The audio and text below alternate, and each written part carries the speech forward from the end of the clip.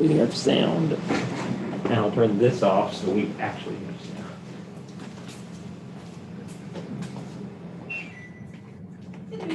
Hello. Okay, call to Good order the morning. Aransas County Appraisal District. It is July the 7th, 2021 at 8:25. You have a quorum? Yes, Mr. Chairman, we do. You have a quorum, we're open for protests. I will be right back with Mr. Garcia. Okay, Case number is 1952. okay.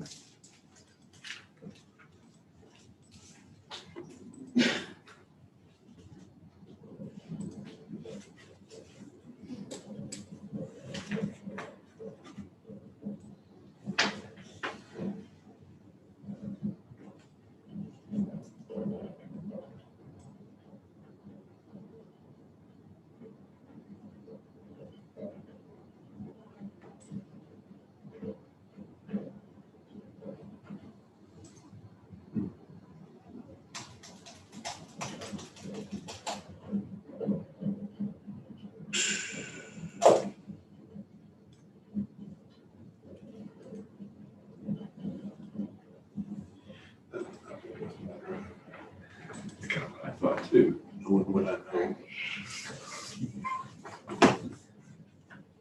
And remember, it's only about 2% of that. At heart. So Mr. Garcia, this is the board. You're gonna have your own area right over here. Howdy. Morning. Hello, morning, how y'all doing? Good. Wet, soggy. Soggy, yeah. They'll let you know. Moldy. when I'm gonna say this. Mike, how you doing? I'm good. Anyway. We have some administrative to go through before we get started in the meat of the matter. If you just follow along, I have some questions for you. We're opening the hearing on case number 2021-1952, account 65331. This hearing is being recorded. Under protest is Q1 market value. Okay, Q1 market value. okay. We, the appraisal review board, that will be hearing your protest today. We do not work for the appraisal district. The board is the three of us on the table, and Mike is the representative of the district. We are appointed to perform an independent review of your protest. At the end of the hearing, you may complete a survey regarding your experience. The survey may be completed using the survey form and emailed to pcad.communications@cpa.texas.gov or online at surveymonkey.com/r/survey-ARB. The survey is voluntary, but we do appreciate you taking it. You also have the right to appeal our decision. Appeal information will be provided to you with our determination. At the end of this hearing, a document will be created with what we concluded. And it will also include instructions as to what you can do if you don't agree with us. In accordance with Tax Code Section 4145H, all written material that has not been provided must be provided at this time. This is very important. Have you turned in all of your evidence? I did. Great. The ARB members who are considering the protest have not communicated with anyone about the protest and are signing an affidavit to that effect. I, Charles Powers, do solemnly swear I have not communicated with another person in violation of Tax Code Section 4166F. I, Robert Dayton, do solemnly swear that I have not communicated with another person in violation of Tax Code Section 41.66F. I, Bill Duck, do solemnly swear that I have not communicated with another person in violation of tax code section 41.66F. All testimony from all witnesses must be given under oath. You Yes, have it right there. I, John Garcia, do solemnly swear to or affirm that the testimony I shall present to the appraisal board is true and correct. Thank you. Thank you. My name is Michael Soto. Do solemnly swear and affirm the testimony I shall present to the appraisal review board for the Aransas County Appraisal District is true and correct.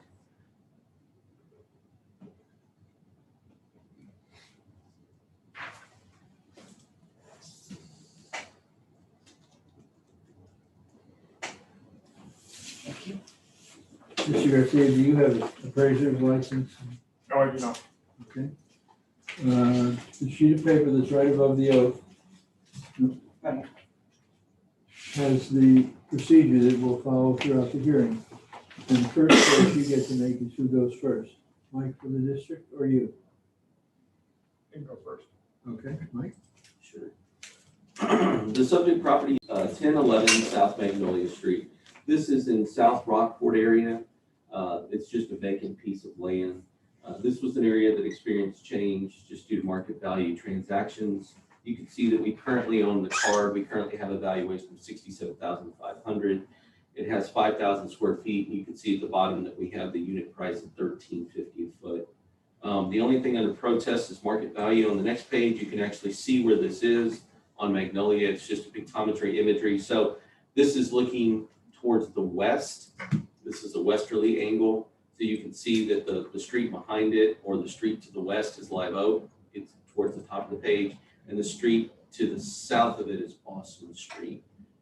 Again, just a vacant piece of land here. The comp sales analysis on the next page is where we have our value defense for the subject property. It's 1011 South Magnolia. You can see the very first comp is on 1119 Austin Street. What you can see there is that one sold for $90,000 back in February of this year. You can see the extract or the adjusted price per square foot that's there. That's $17.54 for those 5,131 square feet for that comp. So it produces a value of $17.54 there, or when you divide it out. Comp number 2 is on the same street. It's on Magnolia Street. It's one block, I guess, to the south. And it is, that one sold for $85,000. That's in October of 2020. That produced a value of $12.10 when compared with the square footage. It was a little bit bigger. It had 7,025. Comp number 3 is 1229 Live Oak. And you can see on 1229 Live Oak, that's one street further to the west. It was 5,000 square feet. It sold for $76,500, producing a value of $15.30 per square foot. And comp number 4 is also in Live Oak, and that's one street again to the west of the subject property, 2 blocks to the south. It appears, and it was 5,000 square feet as well. That one sold for $73,470. Producing a value of $14.69. I'm sorry, $14.69. So you look at all of those price per square footages, and then it gives you the weighted square feet at the bottom left-hand corner is $14.63, which would produce a value of $73,134. And that value supports the value that we currently have on the subject property at $67,500. Moving forward, we don't have an equity under protest, but I can tell you that it's appraised on the same land table that Magnolia is. We do have 22 pages of sales that correspond with 67 different sales in this South Rockport area. And South Rock, we were at 101 overall weighted mean analysis. This was an area that just had a lot of market transactions, both land elements, house sales, a mixture of the two. The data is really solid in this area. We made a push. It was congruent with everybody on the street. So. Good. Okay. All right, John, you have then 2 minutes for cross-examination to ask my questions, and then 5 minutes for your presentation. Okay, 7 minutes there. first couple of questions. When we bought the lot that we own on Magnolia, it was sold to us, the other one next to it was offered to us that they would have a water view because of the easement. Now, both of the comps that you have on there, one of them is larger, and I know you've addressed the difference in square footage and price per square footage and all, but both of those have a water view because of the easements on both sides, and the corner lots also. That was a big issue with the selling point when we bought this, is they're all on the corners of easements So they'll always have an unobstructed view of the bay area there, which ours will not.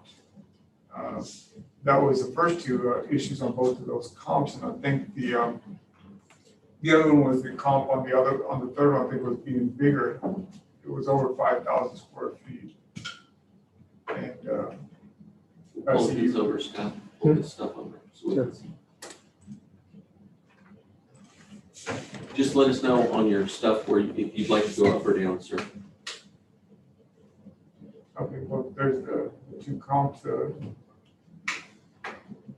one on comp number one, which I'll be using, has got a partial water view. My wife dictated there on the paper. It's also a corner lot. Same thing with the comp number two on South Magnolia, 1227. And under just family owns this 2,000 That one I don't believe is a waterfront, a water view lot, but the other two are. One's the second lot over. This one is the second from the last over on the end of the block. So that was a selling point, and that was a price point when we bought ours. As the further you buy over to where you'll always have that right of way or easements, which is I can't think of the name of that easement there. Is it James Street, I believe? They'll never build on it, so we go. Of course, location is property value. So that's one of the reasons I don't believe these are the same as mine, because mine is further in the middle of the block and will have no water view when everything is developed. Doesn't have one now. It's extended over the building next to you. Those are my only 2 points on that. Oh, and one, well, I do have, no, this is, we'll get to that in a minute. You got plenty of time if you want to bring it up now. Well, we have another, this is another property I want to use as, so you can go up one page, please. I mean, down one page. This, going up here, it's going to be on Magnolia Street. It's going to actually be one block over where it says 18,000 over there. That corner lot there is appraised at $150,000. There's 3 lots there that would make them each $50,000 lot. And they are Which one is that, sir? lots 9, 10, and 11. 1102 Magnolia Street. That's going to be the one up there marked 1,800. And then the one right behind it, 17,994, are appraised at, I think it's $180,000 for 3 lots. Maybe on the second page, one page down from that. You can follow where I'm at.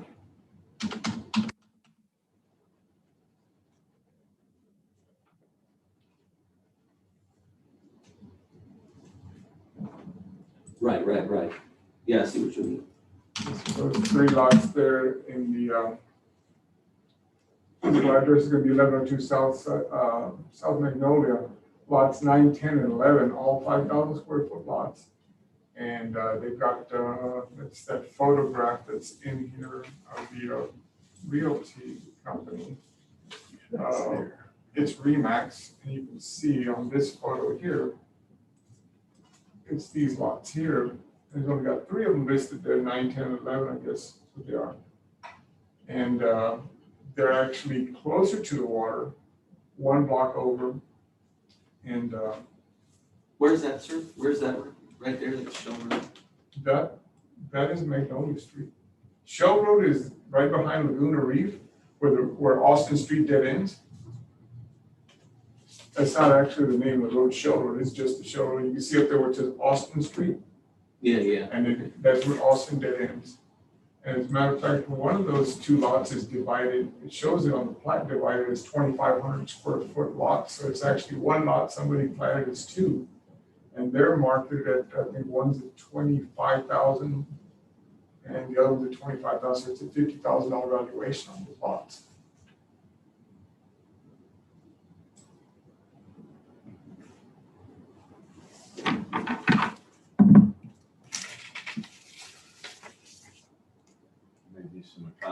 scale there, Mike. Yeah, for sure. There wasn't a question posed to me, so, Okay. but I will address it in my rebuttal. If you didn't conform the question, my question is, those 3 lots are each, one individually, plotted or platted, and, they're appraised, way much less than mine was last year, $50,000 a lot. And, I just wonder what the difference is. Yeah, okay, finally a question, and that's okay, if there's one matter of protocol, I'm not to interrupt you unless you. No, have a fine, question. fine. So great question. There's an appraisal methodology that's called an economy of scale or size. And what that means is the more units you have of a thing, the less dollars per unit it actually costs. And the easiest way for me to describe it, and I know it's silly, is when you go to the grocery store and you buy a dozen eggs, you pay a certain price per egg. You buy an 18 pack, and you pay a little bit less per egg. And then you buy the 36 pack, and you spend a little bit less per egg. It's that same methodology. When people buy bigger units, more square footage, they actually buy it for less. And so that's the standard methodology. Well, I get you with that, because we've got some property in Vernon where I live at, and we bought 2 lots, and they came across with the same thing, but then when they said, but we're gonna tax you at this rate because they're platted separately and you can sell them separately. And that's, the thing is, they're not adjoined as one large lot, which it can be cut up into 3. I mean, which is one lot. There's not 7,500 square feet of lot. They're all deeded as 3 different lots. So opposing what the owner did is he bought 3 for an investment property. He's gonna sell them later because they're that way deeded. So how many he purchased as an investment would be nullify the rule that you're using, because I believe they're not gonna be one building a Laguna Reef on 7,500 acres. It's one large property. It's 3 separate properties. Gotcha. Okay. All right, I'm going to go into my rebuttal. And if we could go into the taxpayer evidence number 1, page number 1. For the record, the subject property is not under protest for equity, and the comp number 1 that he's using is comp number 1 on the equity grid. Comp number 2 is comp number 2 in the equity grid. Comp number 3 is comp number 3 on the equity grid. But if the board wanted to see any lot adjacent to the property to see if it were on the same table, I'd be glad to show them that. That's the answer to equity. So I would ask that, again, it's not that you don't consider, he can bring up whatever points he wants about this being this or this being that. I'm just saying that we have the price per square foot on Magnolia at the same price. What I would say in regard to the idea that 17994, which is one of these big properties, it says 3 lots in Austin, I think. There's 3 lots out of this 17994. Is that what you says 3 lots in Austin? I guess that is 3 lots in Austin. There's 2 things going on with that property. One, it's big, but 2, it is on the end of a shell-rich road. It's on the end of a dirt road rather than a paved street. So I don't know, without going into that property, I wouldn't know, but I believe that it has a street. There's not a paved street, and the market would react to that differently than it would. If you have a dirt road rather than a paved street, the market just reacts differently to that. The other point is that 1800 or 18000. Well, you can see from that point, it probably has an adjustment for wet or for low. Again, he brought up in his evidence, he's saying that that's 150. You can see right there, let's just I want to ask the question, and the board doesn't have to answer, the ARB doesn't have to answer. But if that property owner came in and says, hey, my stuff is wet, it's not real hard to say, yeah, it's probably wet. I mean, you can see that it's probably wet and low, and they probably have an adjustment in there without going into the property. That may be a factor of why that's $150,000. But that's not the case for the subject property. The subject property is a residential lot. It's appraised just like its neighbors. And this last thing that he has, as far as rebuttal, that's all I'd like to address right there. So I just want to reiterate that the subject property is appraised just like its neighbors. The subject property was increased as a result of sales, and these are the sales. The sales that you have in front of you, right there, these are actual sales this last cycle that made us raise everything, not just the subject property, but everything on the street. 90,000, 85,000, 76,500, 73,470. And two of those are on a street behind his street, meaning further away from the water. These are on Live Oak Street. Sold for 76,500 and 73,470, and they're the identical same size, 5,000 square feet, about number 3 and 4. Okay, John, you have 2 minutes for rebuttal, and then we'll go to closing. Okay, sir. Well, my thing with the wet that he's addressing is the whole area is wet. It can't be 1,000 square feet or 500 square feet or 100 square feet higher from one block to the next. Mine's going to be just as wet. That's one thing that the realtor or the person we bought it from told us. And that they do have pumps and stuff to pump that because it is a low-lying area, and that's why buildings have to be built at code up above on a platform. The ones that are behind us, like I stated before, do have water views. They are further back, but they're on corner lots. Location, location, location. You know, it's the thing. Something in the middle of the block, you're just buying a lot where you don't have a reasonable expectation of seeing anything more than your neighbor in front of you. Those ones have a partial view of the bay, they're going to sell for more.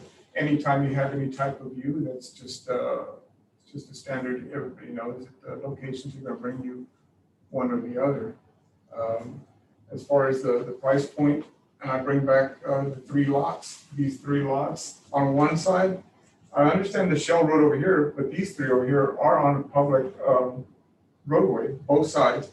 This one has a public roadway here, and they're not, even these that are priced at 180 for 3 lots, this is 150 for 3 lots are priced considerably lower, wet or not. They're going to elevate that, and they cannot build on the ground level as per code. That's my last statement. All right, Mike, you got a minute to close. Yeah, I failed to say we do have one more comp, and that's comp 5. Go down one. I guess I just skipped over it. This is on Live Oak. That's 1003 Live Oak, 5,000 square feet. That sold for $67,500. So that's the lowest sale that I've presented, $67,500. Notice that that's the value that we have on the subject property, $67,500. All the rest, go back, are $73,470, $76,500, $85,000, and $90,000. The evidence is super strong here. It went as a broad brushstroke as the way it should for mass appraisal, and we used from this analysis the lowest data point to establish the value for the land, the lowest data.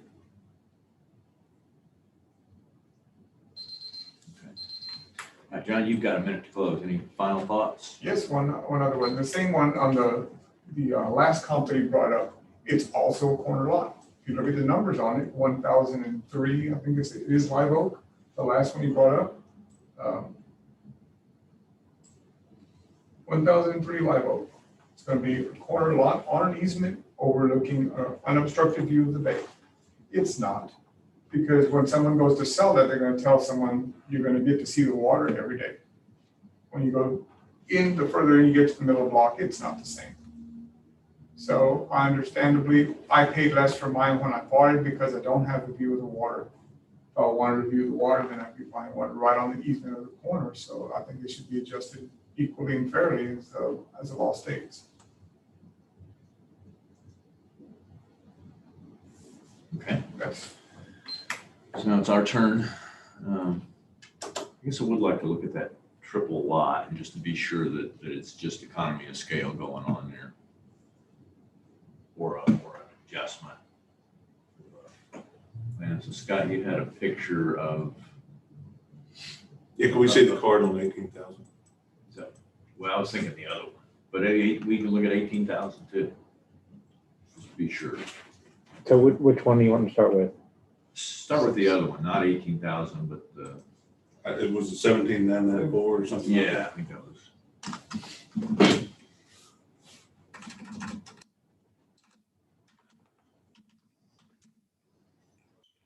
Always bringing it up, I'm a little concerned about the water view aspect of it.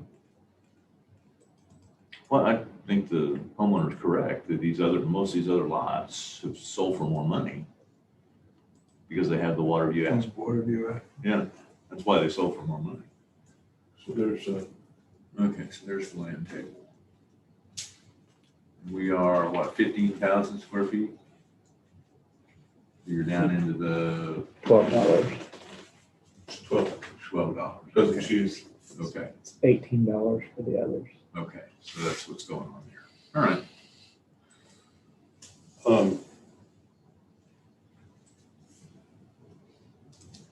Scott, while you're on What's your roll there, concern? about 65,330 also. What's your concern of the water view aspect? Well, he doesn't have it, and other lots at the same rate do have it, Okay, at the same price per square foot. but, okay.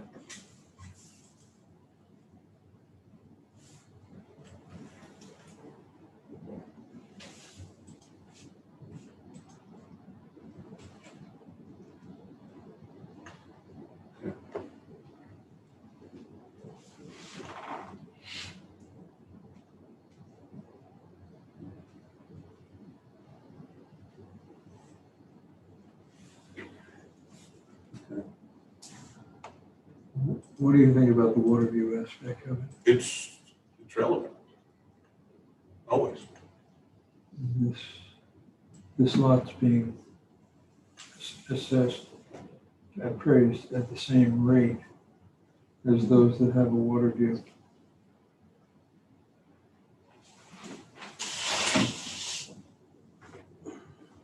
Unless What's that it's a- worth? What's that worth? 10%, 20%? Has somebody asked the question whether they're actually, because he made a statement, but Yeah. has somebody asked to even look at one of the others?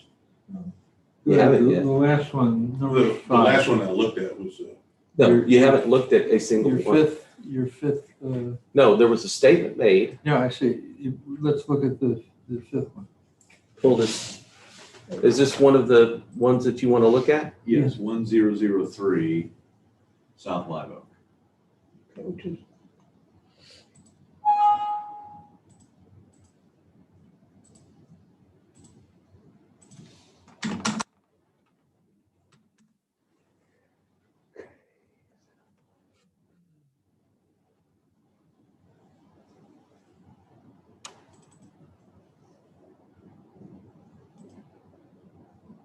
Pull it up. 5,000 square feet. You see the 110 per view? It's already adjusted. So nobody asked the question. The statement was made that they're the same, but they're not. We've accounted for that. Okay. Then I don't see anything. Yeah, now those, about 10% looks, Yeah. Okay, so I'm not seeing anything here. Bill, what about you? Meaning it would have 67,500 as the price, but it's appraised at 110% because of the view. So the statement was made that they're just like them, or something along those lines, and we've accounted for that. Bill? Thank you, Bill. Okay. So I'm gonna make a motion then on case ID 2021-1952, account number 65331. When considering Q1 incorrect appraised market value, that we maintain the 2021 appraised value at 67,500. All in favor? Aye. We got it.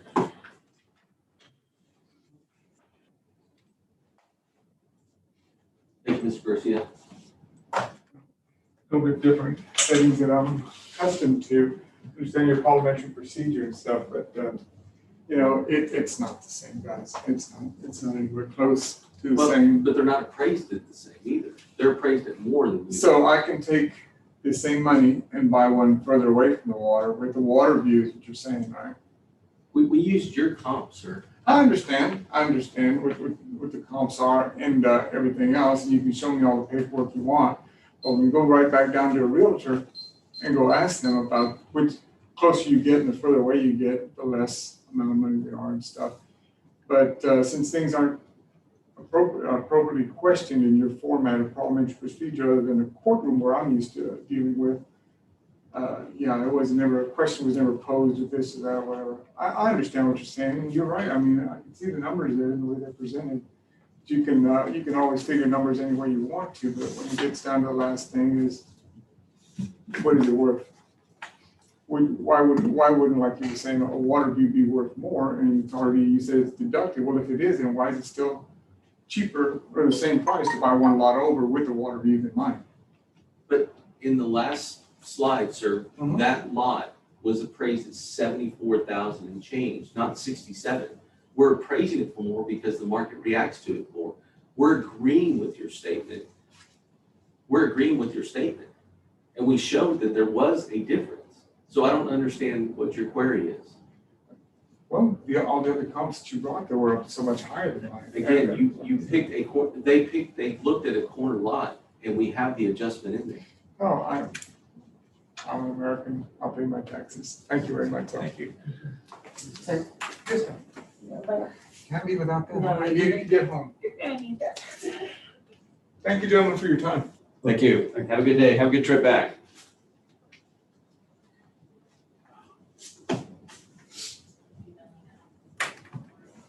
Wonder if he was the only one.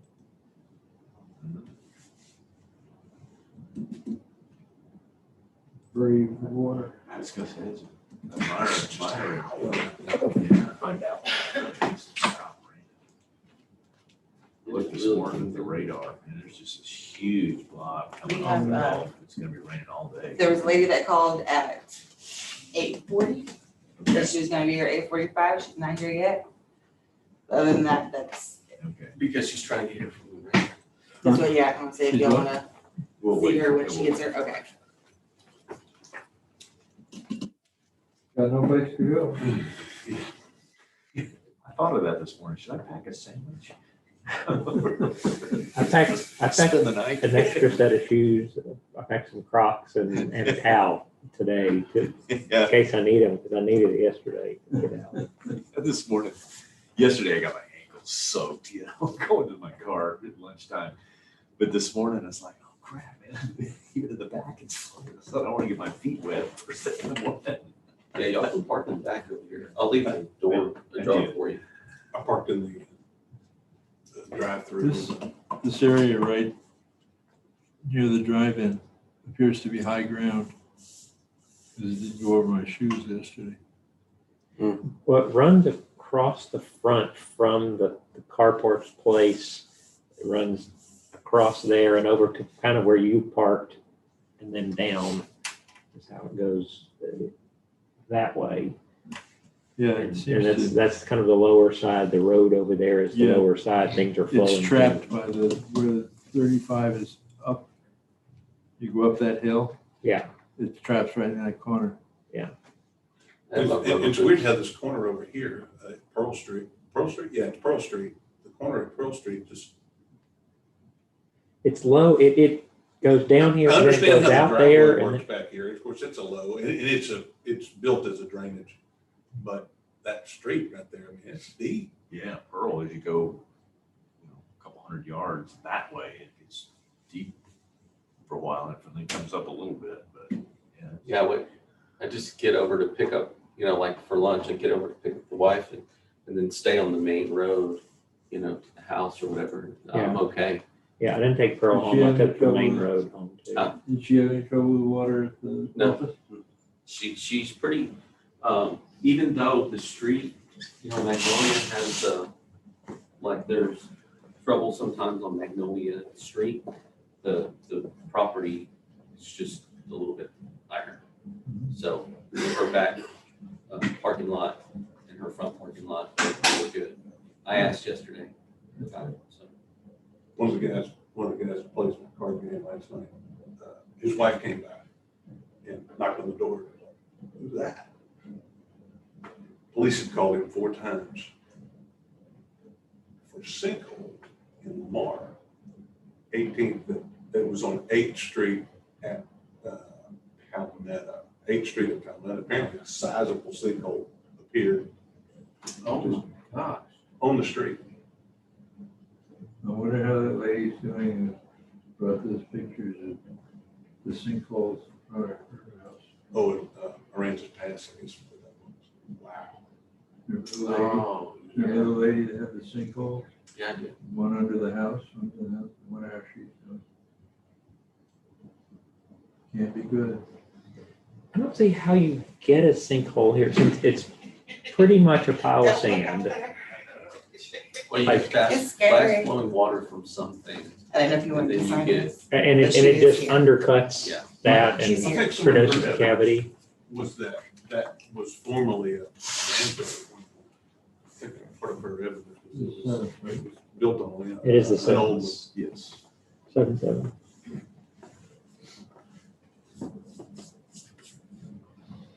Gosh, sinkhole in Lamar, never would have thought. And it's in the road, you're saying it's in the road? Yeah, one of the guys that plays, of course, that created a whole conversation. And, basically, this whole Lavo Peninsula is a sandbar. Yeah. I mean, if you just call it what it is, it was I'm sorry? It's like Florida. Yeah. Florida is one big sandbar. Yeah. And of course, Florida has those limestone structures, Yeah, which create all kinds of little voids and whatnot. So every now and then things shift and very well, if you go down a few thousand feet, there probably is some limestone underneath this as well. Because this is basically a spoil. yeah, which there was, It sort of rose up. I guess at least the one piece of rock that was in the harbor that they tore out years back. We got rain all through tomorrow. Like it never stops. Yeah, Like it looked very solid this morning. 100% through 2 o'clock today, 90% through 5, 80% through 6 p.m. Okay. and then drops down to 60% through like 5 a.m., Okay. 6 a.m., and then jumps back up to 90% 7 a.m. tomorrow. We're just gonna get rain for a bit. Which means the district should cater in lunch. Except the delivery guy can't get here. Wear your drink boots.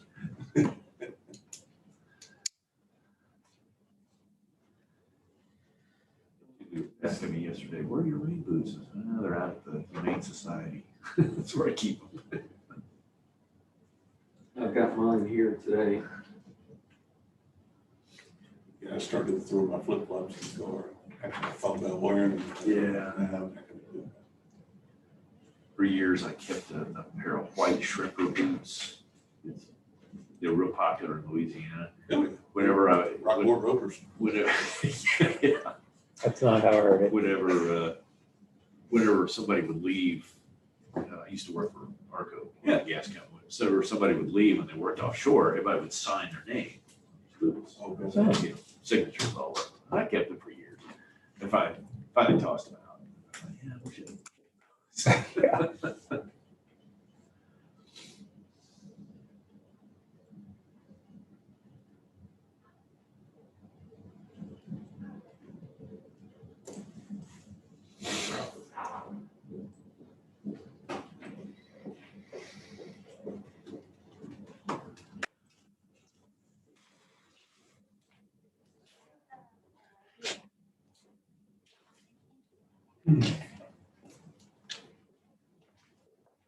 We're getting her evidence in right now. Oh, Okay.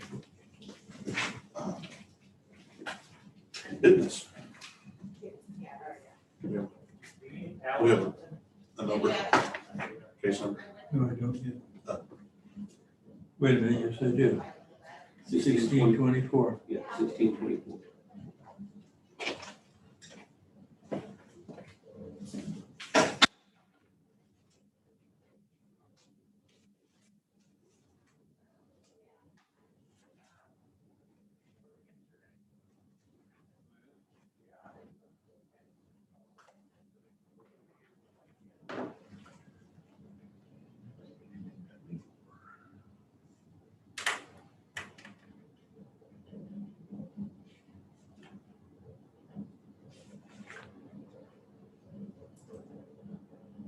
Pull up 8-pound letter.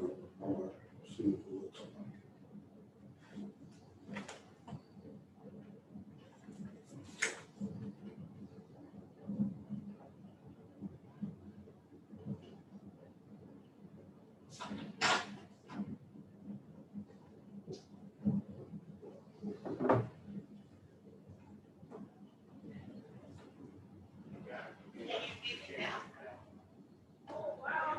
Yeah.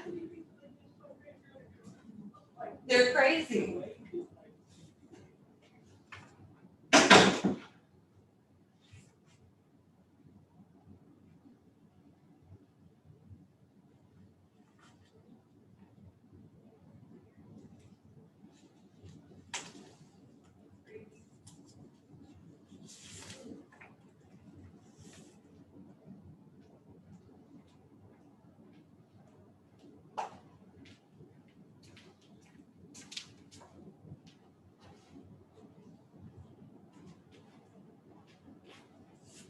Water tower up in yesterday.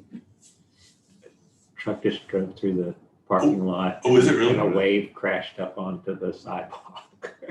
It's crashed onto the what? Onto the sidewalk, like in front of the Oh. building, like when the truck came through the parking lot and it like up into the, and gave Beth my towel that I brought in because her coming in her window there.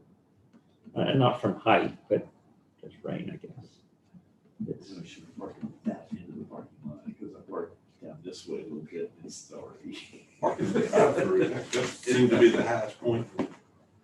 Is that your Toyota pickup? Yeah. Yeah. Figured you knew what was up. Parking lot's good.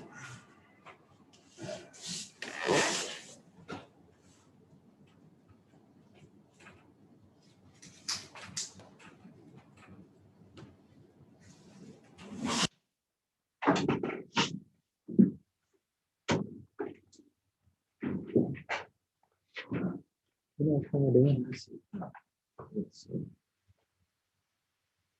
Let's Kendrick. See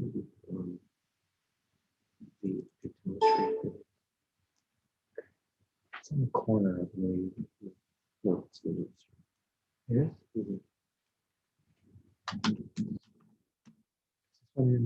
No, I'll tell you which one. Oh, this way. Zoom in and make it big.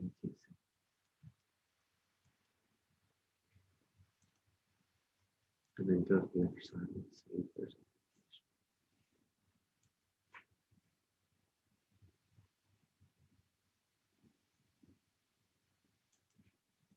Look to the.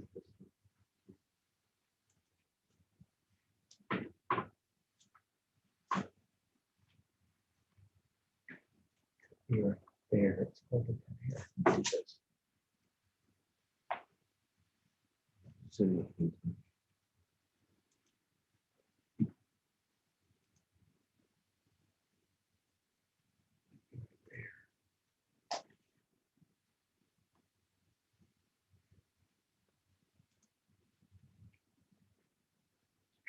yeah, let's try. Let's go through several.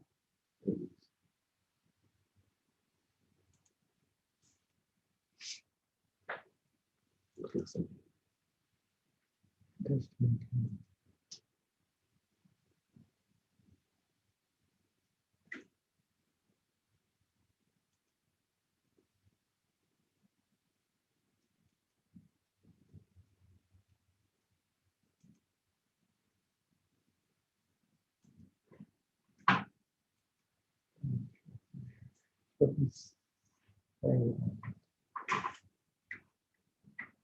Yeah, we just go back to just the regular image.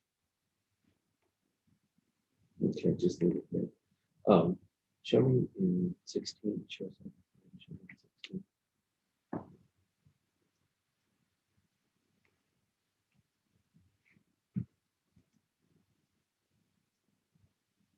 in 16. Yeah. No, I know. Oh, no.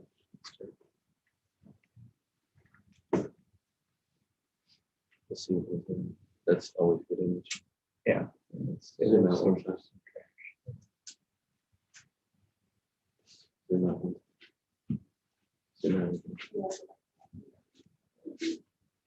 So just a bit. Okay. This Yeah. is Gary. This week. Morning. Morning. This week. Yeah. That's it. Okay, sounds good. 1.14, let me know when you. Good morning. It's sun coming in, Yeah, I'm oh, coming through the parking lot. yeah, I took it off the street. I couldn't back out. I know. Oh, no. Just kept going forward and I got out. Well, we have some administrative to go through before we get down to the meeting. I'll go through the script, and when I get there, then I'll have some questions for you. Okay? Okay, we're opening hearing on case ID 2021-1624, account 23415. This hearing is being recorded, Protest is market value, appraised market value. Q1. We are the appraisal review board that will be hearing your protest today. The three of us are the board. We do not work for the appraisal district. Mike represents the appraisal district in that one. We are appointed to perform an independent review of your protest.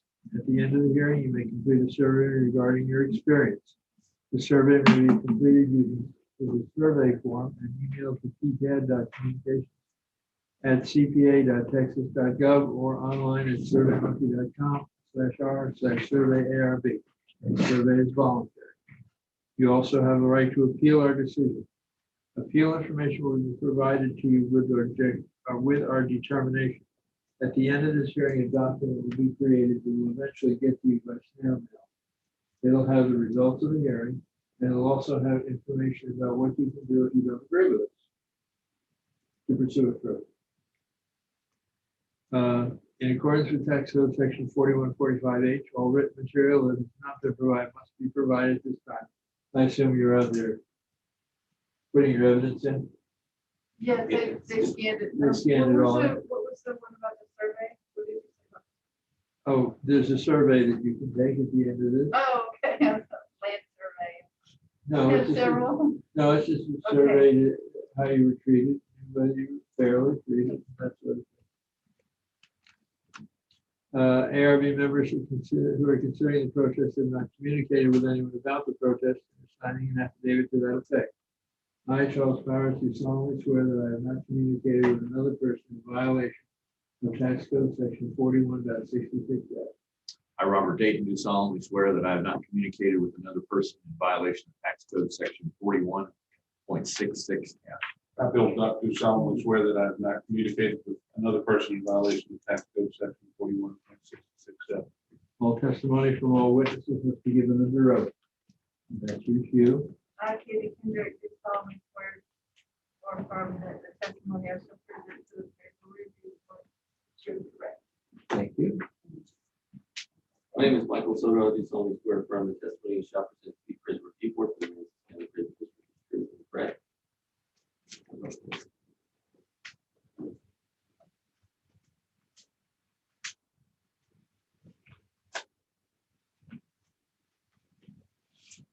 Candy, you have an appraiser's license in the state of Texas. Okay. The piece of paper that's right above the O is how the procedure that we're going to use for the hearing. And you get to choose whether you speak first or whether Mike speaks first or this. Oh, Mike. Okay, Sure.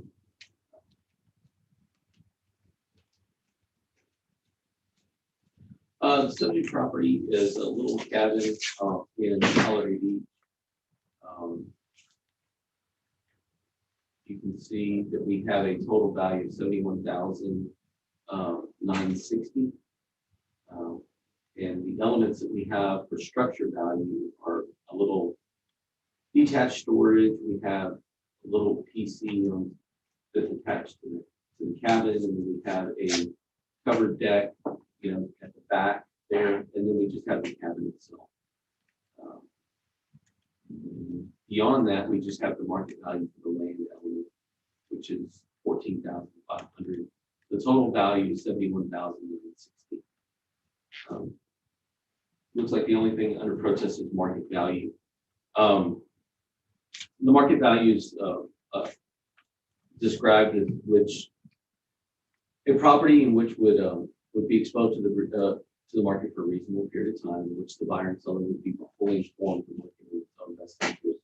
It would exchange for cash or cash equivalency. So we're going to look at this property, and you can see the aerial imagery right here.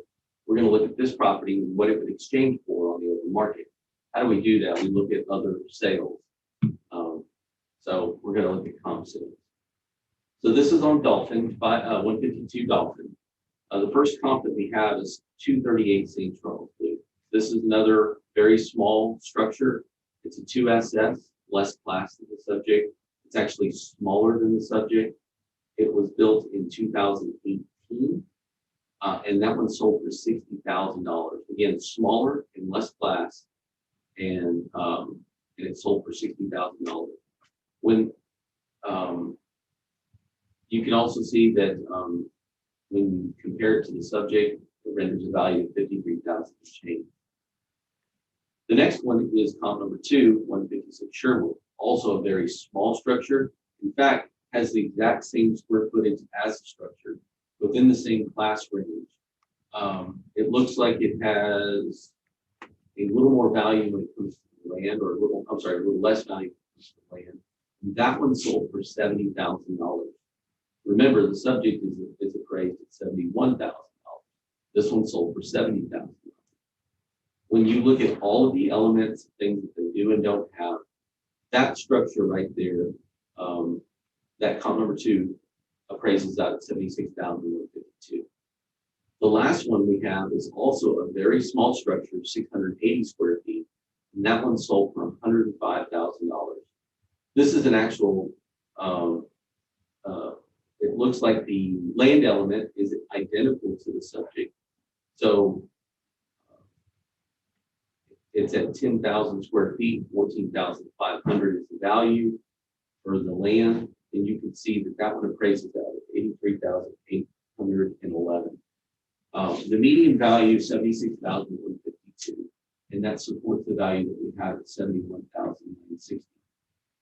What's important to realize about all of this is these are items and elements in Holiday Beach. These are houses that are sold, not their constructed value, not the A plus B equals C. A plus B equals C, and then you put C on the market, and what does the market react to that thing? And what's important to also realize about this, these are all class 2 and 3. The subject is a 3. And they're all super small.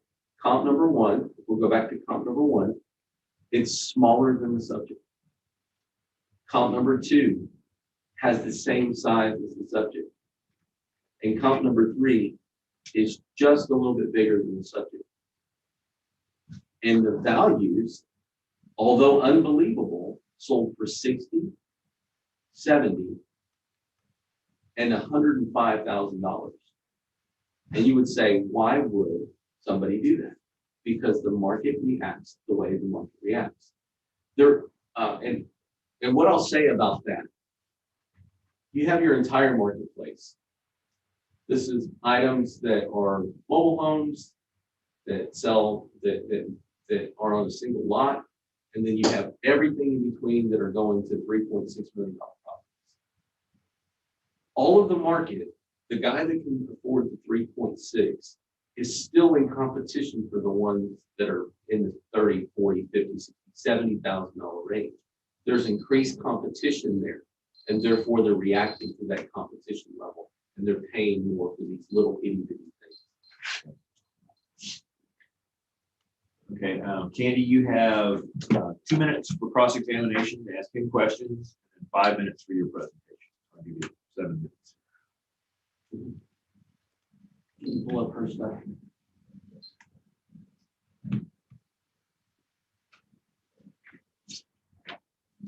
So, I'm supposed to ask him things about what he just said. You can. You can. You don't have to. You don't have to, but you can if there's something you'd like to know. Okay, well, those houses are all finished out. This one isn't.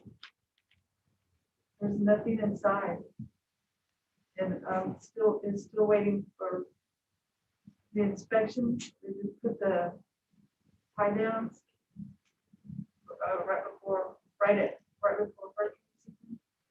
And I've been away working, and it's just a shell right now. I can leave you the key in the construction box if you go inside and look. You could just tell us about it if you wanted to. Like when you say shell inside, you can. This type of discussion happens very often where we think it's complete from the outside, and then you say, hey, it's not complete. And then they typically run through a checklist of the things that are complete. And we come to an understanding that percent complete. Okay. And if you would, tell us what it was like on January 1. Yeah. You have to think back. Think back if you can. Yeah, 6 months ago. 7 months. Wanted to finish it for my birthday. January the 9th, my birthday. So I think we got it painted, and that's it. There's no electricity through the pole. There's no electricity going there. The sewer is not hooked up. The sewer is there, placed there, but it's not hooked up. Here's the big house. It's not hooked up. I had to go, they stopped construction, and I had to go down and get a permit because it was listed as 2 lots. And then to continue construction, I had to get it replotted as 1 lot because the septic is over here. And it's running across to the other lot.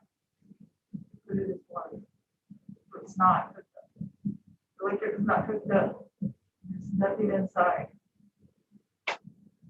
Air walls, studs. No insulation, no wall back there yet. I was gonna put a subfloor on top of the floor. Like a gorilla flooring, make it stronger. And it's not in. Okay. Is it fair to say that it was complete on the exterior Yes, January 1? Okay. All right. Let me just. and it's still that way. I moved some things from the shed, but in there. Just to get it out of there, because we have to move the shed to the back. And I think the property line goes along the back of that shed. We're gonna off skew there. But you know the line. We're gonna move that shed to the back. That's about it. Okay. All right, she's got about 3.5 minutes, so if you want to go through the checklist Would now. you like to go through a checklist? We have a checklist that you can determine the percent complete on January 1st. Okay. Okay, now I'm gonna just give you some categories, and you just tell me whether they're complete or not, okay? The foundation, the framing, the roof sheathing, and the roofing are clearly complete, right? Yes, Exterior wall finish, yes, plumbing topped out, nothing. no plumbing. Landing bridge is supposed to come out. Electric roughed in, None. windows and doors, exterior doors. It has, it's dried in, right? Yes, Dried in, okay. Insulation, none. So, sorry. Putting that in. January 1st. Mhm. Heating and air conditioning roughed in, No, exterior finish painted, yes, sheet rock,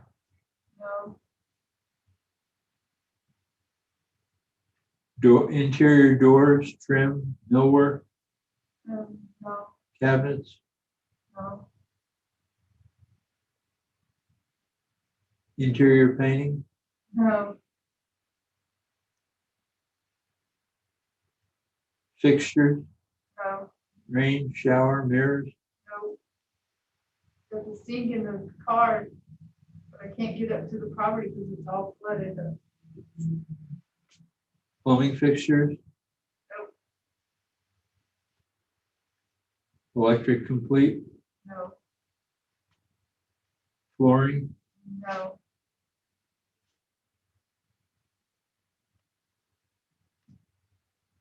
how about hardware on cabinet doors and things like that? There's no no, there's cabinet, no cabinet.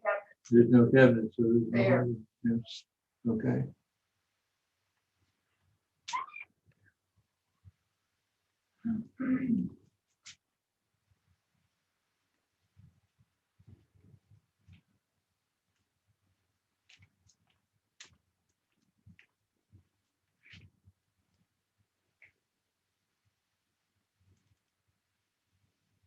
%, not complete. I just say 50%.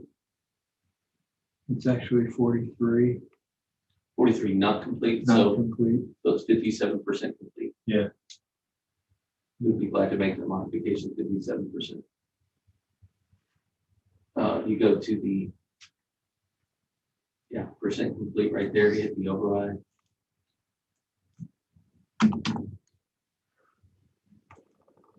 Is she still in her time? Yes, got about 15 seconds left.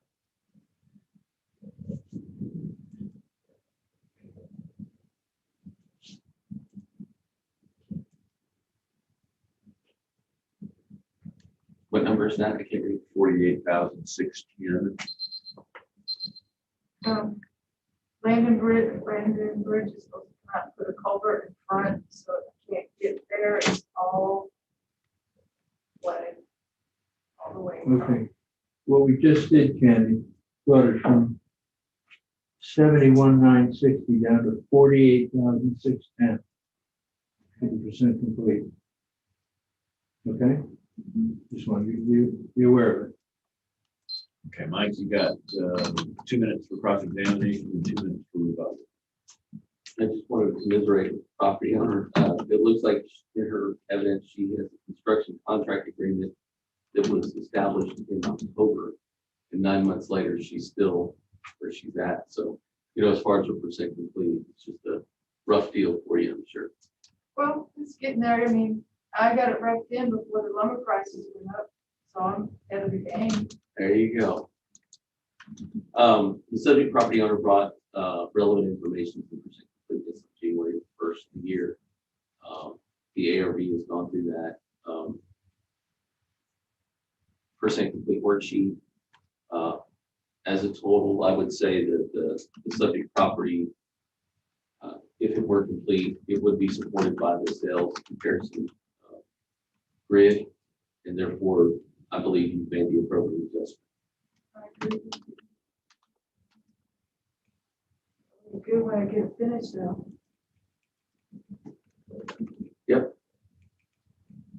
Nothing further. Okay, so you have 2 minutes for cross-examination, but I'm gonna ask you, are you okay with the $48,000, $48,610?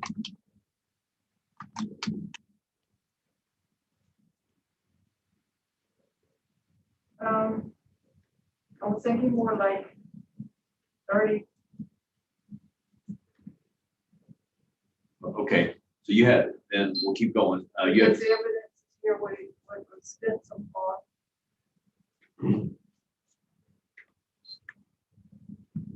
okay, if you want to show us this. This is your contract.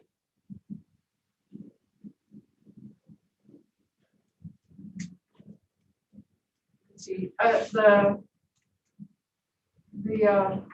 electric and plumbing has been paid for, but I just have to get all the materials to them. And I got a pretty good deal on it because it was the first bill.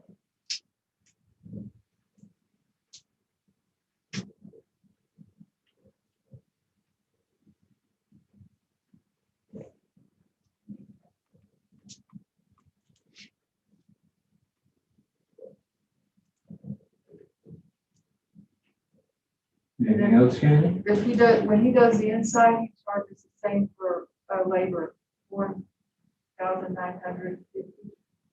When you do the inside, he's gonna charge that much. But I didn't sign the inside contract, sign the inside contract with him because I don't have the materials to give him. Like, so the next, he's gonna do the plumbing and the electric. That's paid for. Mhm. That's how it stands. So,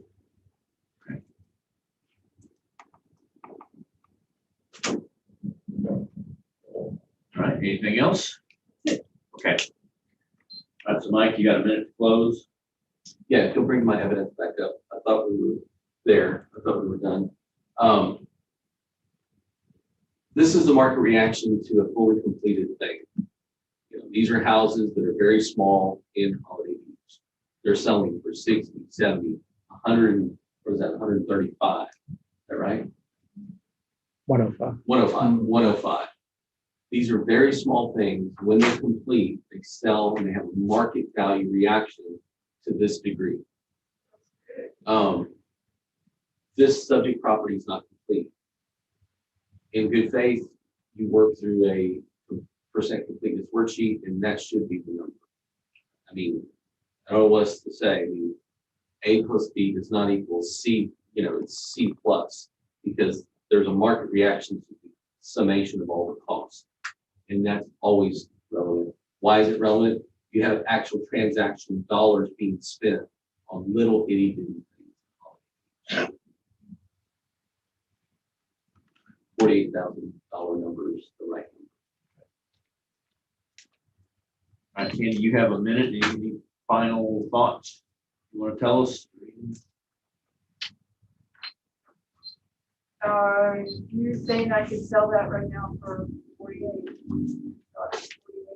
Yeah, in its current condition, I'm saying you can sell it for 48. And when it's done, like a day, it's 71. One day sells for 71. That's what I do. Just one day. So the land is worth 10 when I get it finished out. it would be 60. It'd be 71 when complete is what we're saying. That's, So you're saying at this point, if I put 30,000 more into it, that would, or no, I didn't say that at all. I said that when you're done, it could sell for 71. Mhm. And if you didn't do another thing to it, I think you could sell it for the 48. Mhm. But that's just my opinion. Our time. Should there be any consideration for the land? I realize everything's flooded right now, but. Yeah, we took into consideration the house. Consideration.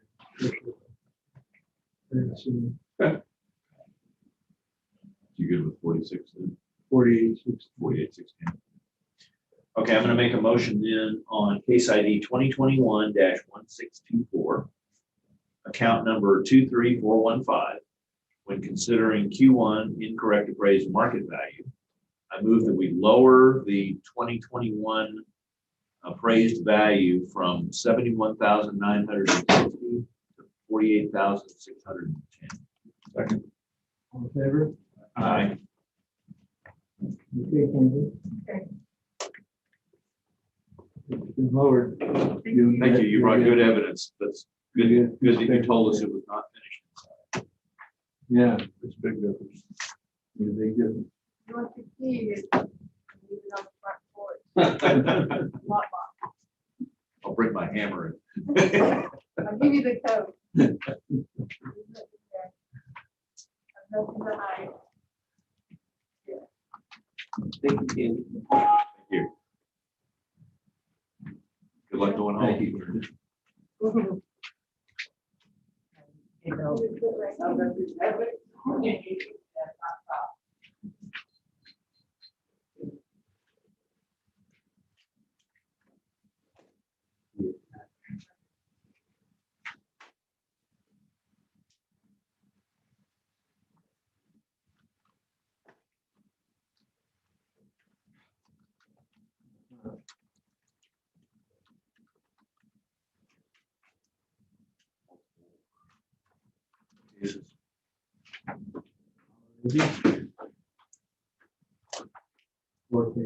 Are y'all ready to jump into 10 o'clock? Sure. Okay,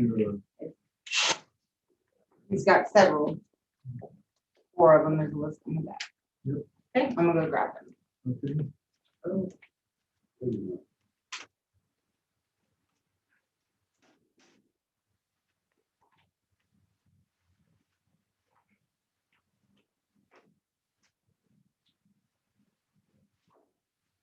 Let's be Eugene Snowden.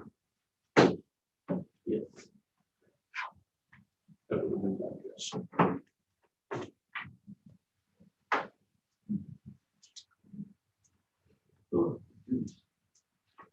Exactly. Just tell me no sunshine. That's right. That's good. Okay, you're gonna have your own setup right over here. Good morning. Morning. At one point, the board's gonna let you know when you're going to do this. And then you're gonna sign it.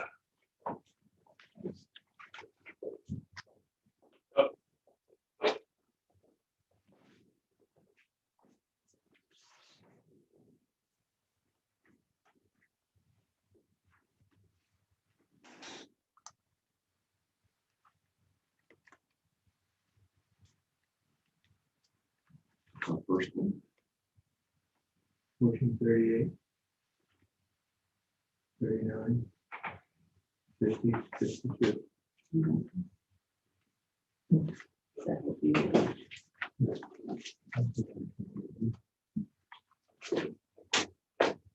We have some administrative to go through. Sorry. We have some administrative to go through before we get started. I just got 2 things. With our heater wait Thanks, for Lily. Bill to come back. Yeah, I just gotta let 2 things go.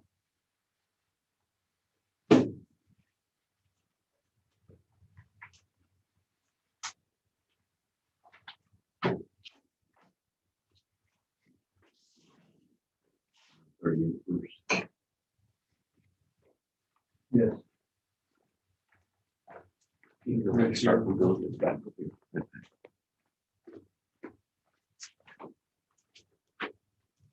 38 is first. Yeah, that's what you have listed.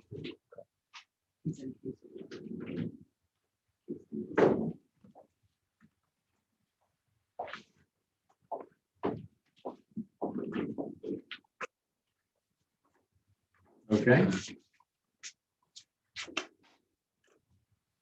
In that case, we're about to open hearings on 4 properties belonging to Gene Sinoga. Did I say that right? Yes. In Holiday Beach. This hearing is being recorded. Your protest for all 4 is appraised market value Q1.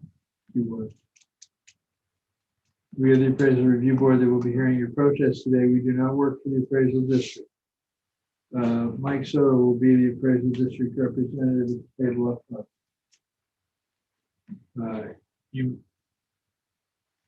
We are appointed to perform an independent review of your protest. At the end of the hearing, you may complete a survey regarding your experience. The survey may be completed using the survey form and emailed to pcad.communications@cpa.texas.gov or online at surveymonkey.com/r/survey-ARB. The survey is voluntary. You also have the right to appeal our decision. Appeal information will be provided to you with our determination. At the end of the hearing, a document will be created which will show what our determination was. It will also give you a procedure that you can follow if you disagree with it. In accordance with Tax Code 4145H, all written material that is not provided must be provided at this time. This is important that you've turned in all your evidence, correct? That is correct. Okay, thank you. ARB members who are considering a protest have not communicated with anyone about the protest and are signing an affidavit to that effect. I, Charles Powers, do solemnly swear that I have not communicated with another person in violation of Tax Code Section 4166F regarding case numbers 1438, 1439, 1450, and 1452. I, Robert Dayton, do solemnly swear that I have not communicated with another person in violation of Tax Code Section 41.66F. This pertains to case ID 2021-1438, 1439, 1450, and 1452. I, Bill Duffy, solemnly swear that I have not communicated with another person in violation of Tax Code Section 41.66F pertaining to case ID 1438, 1439, 1450, and 1452. All testimony from all witnesses must be given under oath. You do smuggle, you always were, testimony of sharp.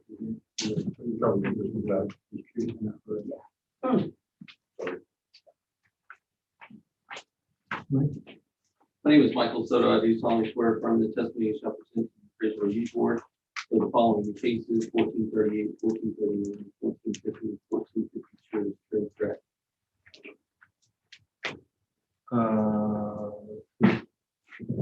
Do you hold the appraiser's license in the state of Texas? Do I hold one? No, sir. That sheet of paper that's above the oath has the procedure that will follow throughout the hearing. All right. And you get to choose whether you speak first or whether the district speaks first. I'll go first. Okay, and we're doing 1438 first, and that's May I Holiday interrupt? Beach, Chilcotts, about 30. Go ahead. May I interrupt? Yeah. The 1438, 39, and 50 are all single lots, 50 by 100, which 1450 represents 3 of the lots, 50, 51, and 52. So they're all right connected together. And that's this exhibit. We'll show them all together. And I'm just going to show them all at once. So 51, 50, 51, 52, 72, 73. Everything's right together. I'm just going to represent them all. That way we want to go through everyone independently. Well, we do, Okay, that's fine. unfortunately, I was just throwing that out there. administratively, we have to Okay. go through each one. Sorry. I don't So know. we're so- starting with 72. So you got 5 minutes to start with for your presentation. Okay, 72, is on West Castle and, the blue dots and everything, that is constantly underwater, for some of them, especially with marine nowadays. So to make it more appealing to sell it, I'd have to add a bunch of fields to that location to come up with a dollar figure that's above the $4,000 a square, evaluated dollar that I thought the property was worth at the present time, due to the fact it's a lower water area. That's where I'm coming from.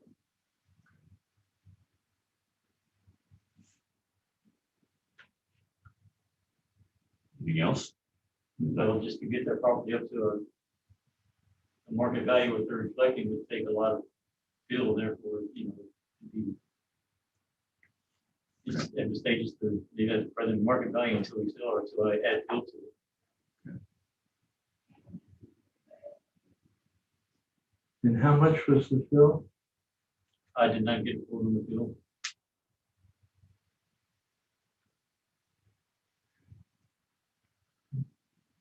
Anything else?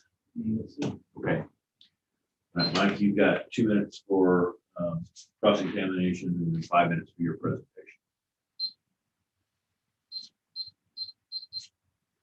Yeah,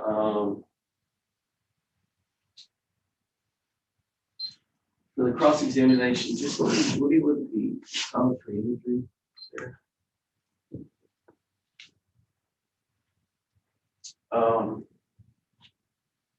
Turn it.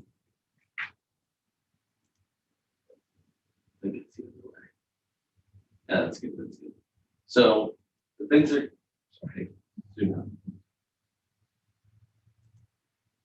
The things that are going to be under protest, I believe, are this one, this one, this one, and this one. Do you have this one? They broke it down to one at a time. No, I know. Oh, go ahead. The one, you have 4 properties. That is correct. This one, this one, this one, and this one? Yes. Okay. This one looks like it has some issues. These are Holiday Beach lots. I can zoom out like twice. This one has a little bit of thing. This one has a little bit of thing. This one has a little bit of thing. This one has a thing. These are Holiday Beach lots. I don't know what we want. They're all flooded. This one has, like, comparatively, if I were to say this one versus this one, I'd say this one's more flooded than this one. Of course, I would say this one's more flooded than this one. They're Holiday Beach lot savings. The only thing under protest is market value. That's the whole of all the market factor conditions being positive, meaning the market's moving up, negative, oh, this thing is flooded or kind of flooded, or it's a Holiday Beach lot, and they all kind of flood. So that's the argument. Okay, I mean, that's just it in a nutshell. This looks very similar to that. This looks similar to that. This one you could say comparatively is worse than this one. Maybe, cross time. That was my cross time. Okay, let me go into my presentation. So what happened in Holiday Beach? We had sales, and the sales told us to go up from 42.50 to where we're at today, which is the 57.50. It's a price per square foot thing, and they're all pushed to that same level. This one right here is the subject is 21061. That's the property ID. It's got 5,000 square feet. It's a set at $1.15 per square foot. Okay. What are some other things in this area selling? West Green Oak. That one sold for $7,650. $7,650. That appraises out at an adjusted value of $1.53. The same thing, another one on West Green Oak, that's 47 West Green Oak. That one sold for $84.15. That's $1.68. Continue on. West Club Oak, another sale, 5,000. You can see all of these are 5,000 square foot lots. This one sold for $1.07. This one sold for $1.20. So we have some that are high, some that are low. I think that's it. Go back to that. When you look at all of these, it puts in this weighted square footage. It looks at all of these individual and says, what's the price per square foot of this stuff selling for in this area? Well, it's $1.37. It supports $1.15 that we currently have on the subject. And that's what we have on the subject, is $1.15. Moving on to the sales ratio report.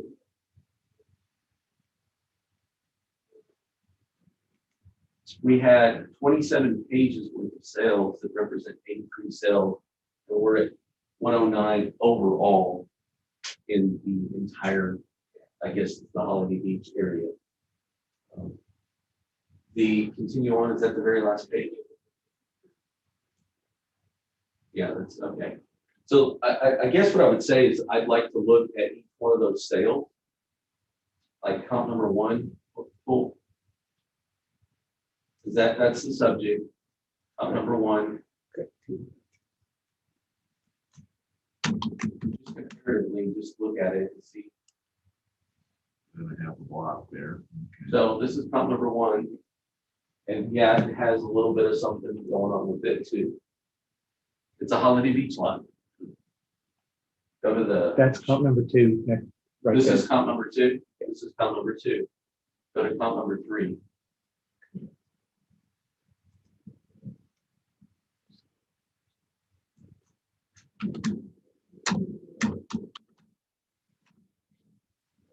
Again, all these sales support the value of the current account.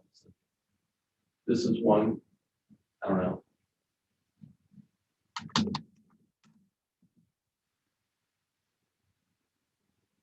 There's another sale. That looks wet. These are Holiday Beach lots. I mean, I don't know what you want. So to say that it floods in Holiday Beach is a true statement. It's a true statement.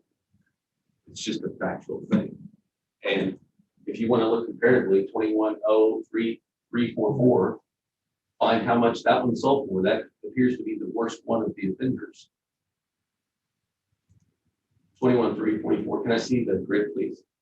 That's comp number 4, sold for. That's 6,000 square feet, but it sold at $1.20, supporting the $1.15 that we have. And that's worse off than the subject. This is sale that happened this last year. So all the market forces, all the terribleness, still somebody's paying you, $6,000 for that thing. Okay, that's all I got. Could you one more time? You got 30 seconds. Could I see the card with the checkbox for aggregating those properties all together? Oh, you want to see the land table? Yeah, Yeah, let's look at the land table.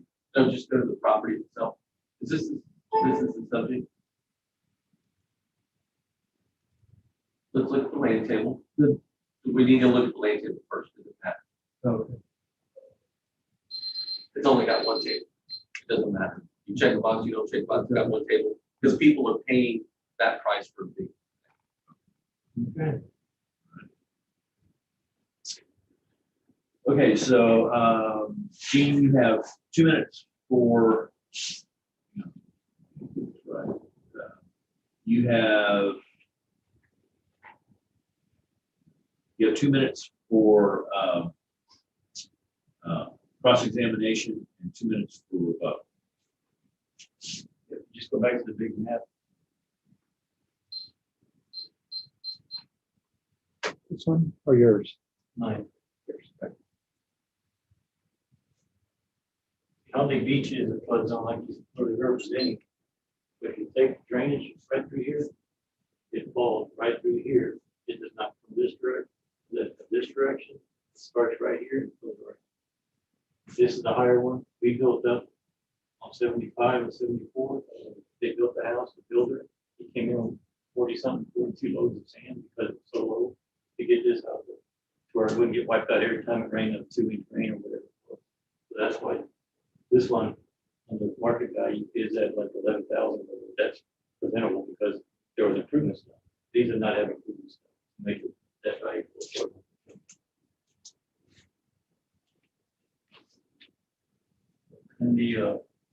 ratio he came up with was a 109 square foot on the average. On one of those, I don't know exactly what sheet that was represented at 109 or 115 as the whole market. He said that the whole Holiday Beach area, take it divided the whole area, was 109. Oh, that's a percentage, not a dollar. That one was square foot? No. Okay, that's what I was trying to, that's my question. What did that represent? It's a weighted mean analysis of all the sales in the area. Tells how close we are to 100%. Oh, it's at 1.09. That's what I thought it meant. $1.09 square foot, regardless of where it was in Holiday Beach. No, sir. Okay. It's a percentage. I just incorrect. Misunderstood the information before. Yes, sir. I'm done. Okay. All right, Mike, you got 2 minutes for rebuttal if you need it. All I would say is that I don't even know that I dispute what the subject property owner is saying. What I'm saying is that other people are still paying $5,700 for these lots, in spite of their deficiencies, in spite of these are Holiday Beach lots. I mean, they flood at times, and some are better, some are a little bit worse. I think I looked at the worst one, and it still supported the $1.15 per square foot. It sold for $1.20. And, you know, although equity is not purported here or under protest, that's what the land table is, it's $1.15.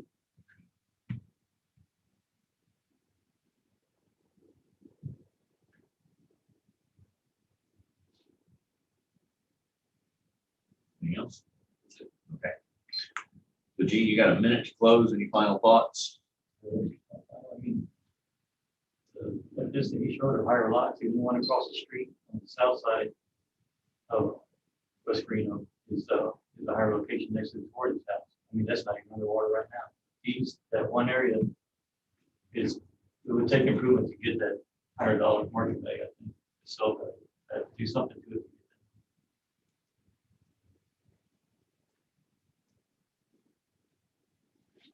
Okay. All right, it's our time. No, that was, I don't see anything. Okay. No, you're- okay. So I'm gonna make a motion then on case ID 2021-1438, account number 21061. When considering Q1 incorrect appraised market value, I move that we maintain the 2021 appraised value at $5,750.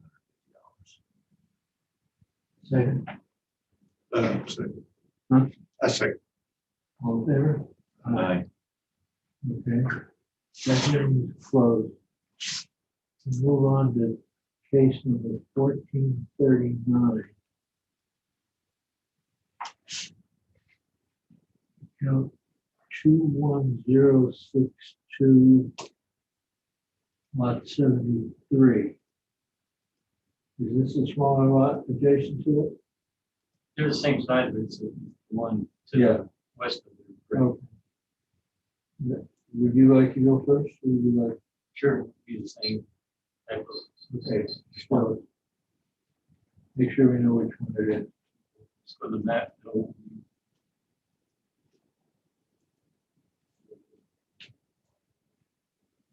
So which number are we on? Are we on 39?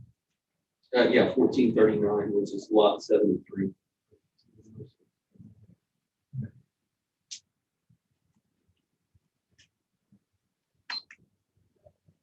And who's going first? Sorry. Did you want to go first, Gene? Yeah, that's fine. Okay. It's gonna be the same analogy that I had.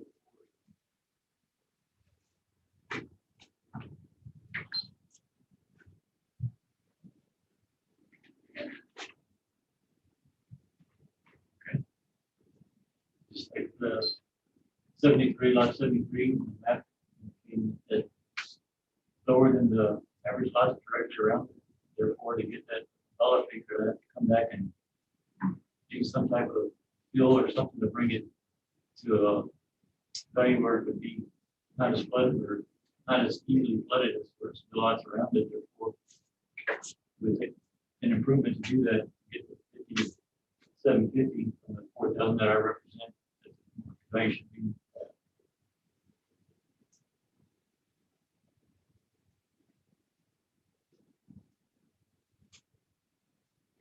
But it? Okay. Mike, you got 2 minutes for cross and then 5 minutes for your presentation. Yeah, I'm gonna do some cross.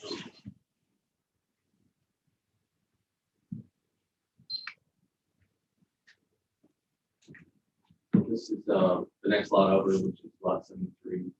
You can see that we currently have $5,750 square footage, 5,000 square feet. The unit price is $1.15. This is the subject property right here. This is 21062 blue. These are sales. I will note this one is, just one block south. I guess both of these are one block south subject. They sold for $7,650 and $8,415. Those respective prices per square foot are $1.53 and $1.68. Please remember that the subject is $1.15. Continue on. This one as well sold for $5,300 or $53.33 at $1.07. Lot number 4 sold for $1.20 at 6,000 square feet at $1.20. It sold. It sold for $6,000 at 5,000 square feet, same size as the subject. So again, it supports the $1.15. The only thing under protest is market value. Moving to the pictometry imagery once again. This is the, leave it right there. This was the subject, I guess, right here. So what we're talking about right now, the blue was the one before. This is the subject. And notice that this is the cell and this is the cell. I mean, it's one block off the subject. We did look at another one, which is one of the 4 comps, was the one that sold for $1.20 a foot. And it looked worse off than both of those. And it still supported the value that we have on the side at $1.15. Are these the same comps that you had before? Yes. I don't have anything further. All right, Gene, you got 2 minutes for cross-examination and 2 minutes for rebuttal. What can you need? The same point, so that one area is lower than across the street to the south and first to the east, a lot higher. So that's my, now that if I bring the building, it's gonna take 20, 30 loads just to get it up 5 or 6 inches. That 5,000 square foot area. $200 a load. $3,000 for the $1 just to get it back to, the rate that I thought it was sold, 5,750.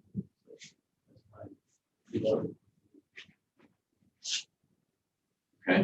Yeah, the lower one in west. Goes like 108. Maybe they do 108 for me. We should go 107. Go up, Scott. No, sorry. Right there. Yeah, West Club, 107. We're at 115. We're in the same water issue.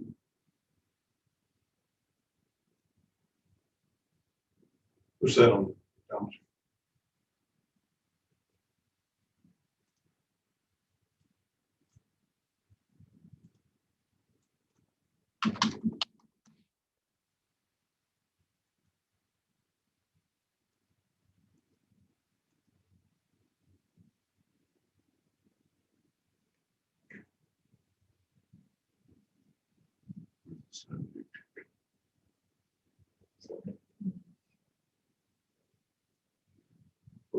We're on the green land. So it's 4 or 5 blocks to the north. Right. Okay. Which is a little higher area than we were.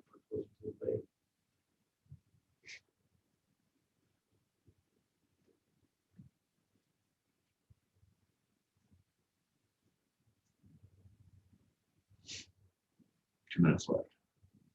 Anything else? Yes. Okay. Mike, you got 2 minutes for Mr. Cabell if you need it. Yeah, the statement that was made is they're at the $1.07. They're not. They're appraised at the same value. It's 57. But it's sold at $1. It's sold at $1. That's right. But they're appraised at 57. As we're trying to treat people equitably in the whole area. That's all we got. All right. So you got 1 minute to close. Gene, you got anything else? I can, it's sold at whatever. I mean, it's appraised at whatever. It's $750, it's sold at that. I could put a price of $8,000 on. For value at $8,000, but if I don't get $4,000 for it, that's not getting $4,000. I mean, I don't know if this is the point.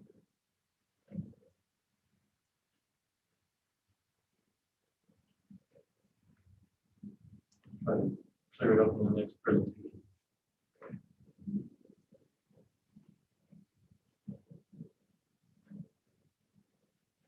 Okay, is that it?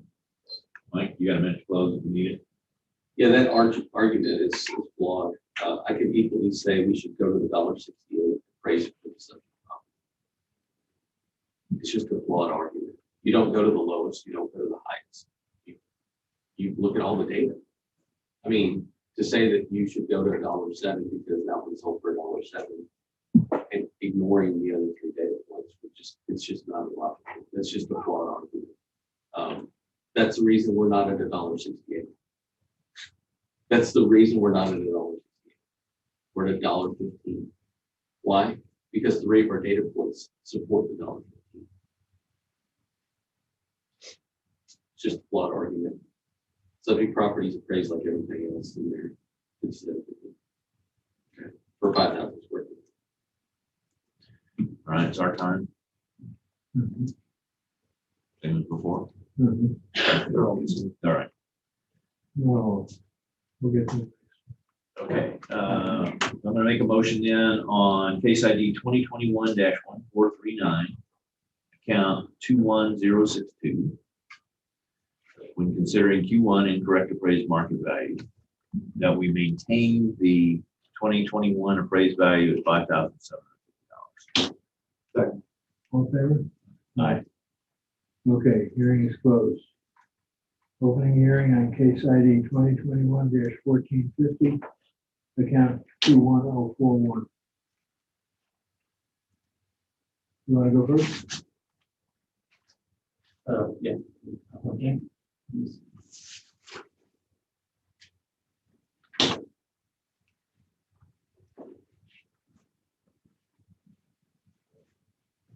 I have a question before you, I guess, started.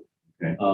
The subject project owner provided evidence for the first two. Did you provide evidence for this one, sir? Did you give them something? Yeah. That's all I referred to the lady put on top of it. Oh, just to put it for all of the properties? Yes. Gotcha. Okay.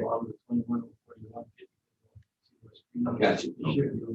Yeah, it just wasn't scanned in. That's okay, we'll use this. It'll be fine. Oh, it went, okay. Yeah, we Well, scanned I it need into to the first rescan two something. accounts. Yeah, it's fine. It's good. All right. That's why You Go ahead. You want to go first? Yeah. Okay. the same, the lots 50, 51, 52 for low area, think it's to enhance it to get approved or to get the value that they're representing. Take some effort to bring in back fuel and therefore I don't consider I consider 4,000 a lot, 12,000 for the free to be appropriate price without any improvements. So that's why I'm not afraid of value.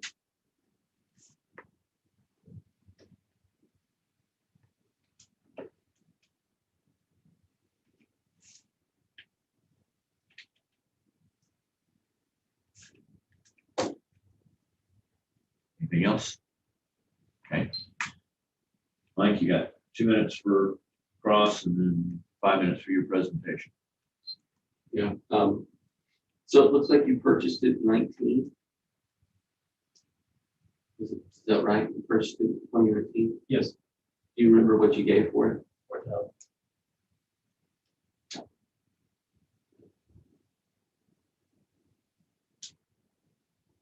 Per lot. So 12,000. 12,000 for the post. If there was any of the arguments subject property owner had, let's go to the pictometry imagery. If there was any argument the subject property owner had for low of any of these, this is the one that you would possibly adjust. But remember, 2 years ago, we gave 12 for this, which we had 11 for, and market value's gone up from 4,000, or what was it, 4,500 before. So we've actually gone up in value everywhere else. So there has to be an increase, but you can, hey, let's look at the card. Let's go.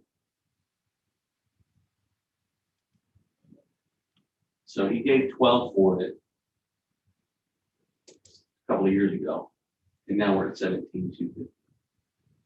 We don't have an adjustment for any kind of low or whatever here. Continue on. You know, if I'm going to compare this lot or this lot to this lot, I would say that this lot is more floatable than the other two. I mean, just comparatively.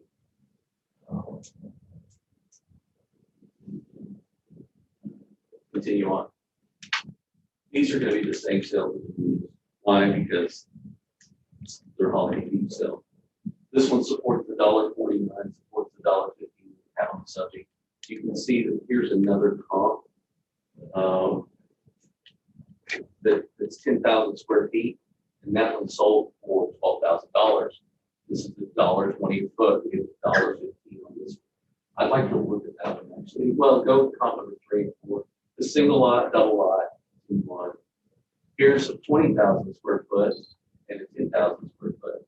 So this is even at 4 lots. This is supporting a $1.44 that has a $1.15 on the subject. I'd like to look at all of these in pictometry to see if they have any kind of similar, they look the same, because if they do, this is worth 17.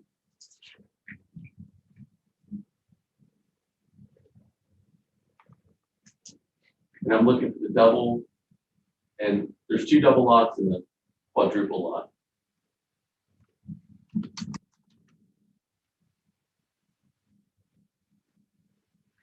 Well, it has an area kind of in the middle, I guess. That one. That's a quadruple lot? It is. Okay.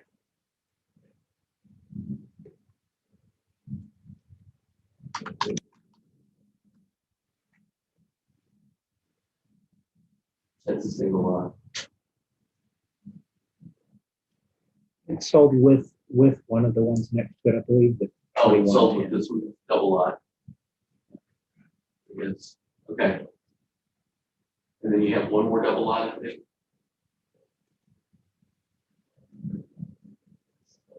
Oh, that's the other sale. That was this one right here, and then that one right there.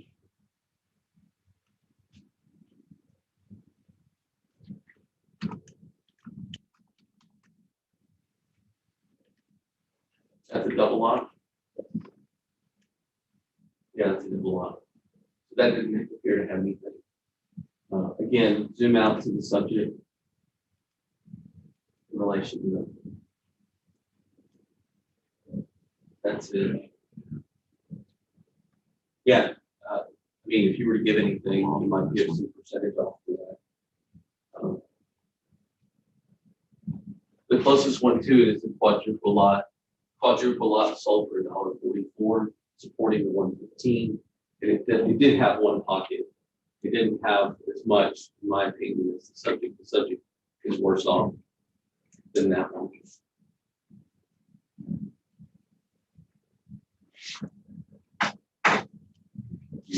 I'm thinking that if we applied like an 85 or an 80% to that, would probably be appropriate.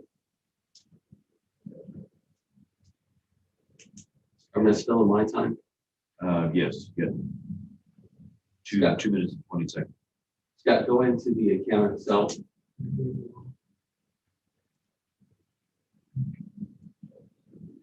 And if we went into the account and put 80% property, land,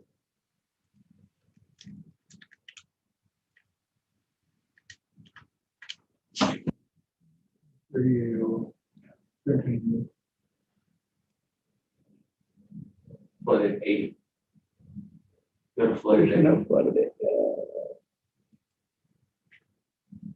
That means it's 20% flooding.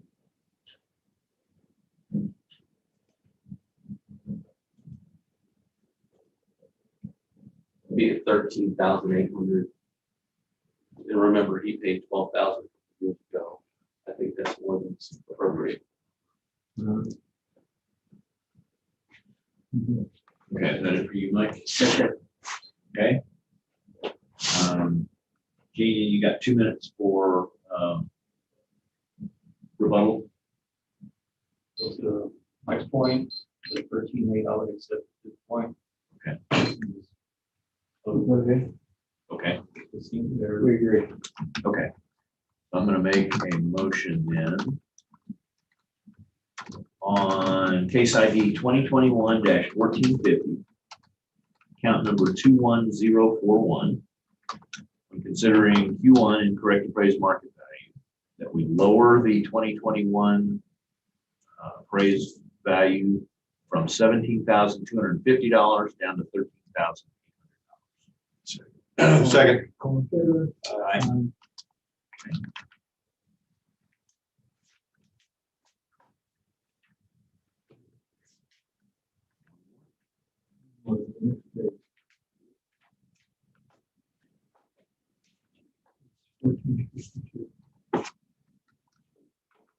Okay, the hearing is closed. We're opening hearing on case ID 2021-1452, account 65299. This is lots 74 and 75. Correct? correct. Want to go first? Yes, Go ahead. we can bring up the scan the worksheet. It's gonna say 75 West Castle Road worksheet. There you go. What this represents is I just picked up his sales, kind of tried to fit our situation into those sales. You know, the first one he has is 338 West Steel. It was built in 2003. Market value for the square footage of the house, the mixed living area, is 896. Market value is 152,430. Square footage or full price of $37.12. And we're going to skip down to Northview. Northview built 2015. The market value is 204,390. Price per square foot is 189.25. Total square footage is at 1,008. We're going to move to us in the center. They were built in 03. Bottom one represents 2015. So therefore, the structure is going to be kind of in the center of the structure, equivalent for tween and all that kind of stuff. Of course, yeah, 15, they had to do more than we did back in 07 when we built. So therefore, they should be higher, which they are. 3 didn't represent the same criteria, so therefore they're a bit lower. So us being in the center, I took the analogy that we're at 1292 market value. Appraisal district is putting us at this year $254 and $80. I took all this. So per square foot, we're evaluated at 196.5. So what it did is I took this deal in Northview, they're 170, 12, 189.25. The difference is 1913 square foot. Divided by 2 to put us in the center, 956. Added the 956 to the lower cell, so I can subtract it anyway at the same time. We 179.68, took the 179.68 and did our per square foot, came with the value of 232,153. Then we still have repairs from Harvey. That's going to be these two sheets that we could represent, the CW floors and the blacktop construction. Correct. So in Harvey, we had we cracked the floors in the house, and the one adjuster accepted it. The second adjuster took it off. They said it was retching the part by the bid. We still have not done that repair, the $15,000 or $16,000 repair to get the top back done in the house. And the other little invoice, $1,500 is to repair the doors on the exterior. They're water damaged, and we just haven't been able to get to them yet. But the construction costs and everything, we're trying to reduce what we can cover. So go back to the worksheet if you want. So I had the 232, 153, less the repairs of 17, which represents the two invoices that are wrong. And so 2021 is going to be around 214, 680, and I turned it to maintain it 220,000 the previous year. Keep that same thing. So that's my analysis of it. That's what we stand with. And those land values are like 11,000 something, but the land under the house had been improved from the $4,000 value to achieve that. So that's a fair assessment. Go ahead. He's got a minute. May I ask you a question? Sure. When you calculated the price per square foot at 170 and I can't remember what the other was, 189. 79. 170 and 189, right? What did you use for the value? The The market, MA? the market value on the sheet. The total value, including the land? Yes, it's the market value. And then our market value was 254. Yeah, he's using the whole thing. Yes. The whole thing, including the land. Yes. Okay.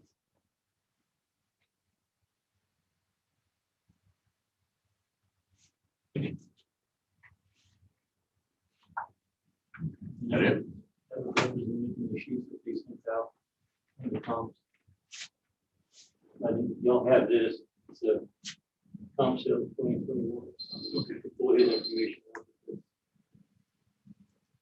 Market value.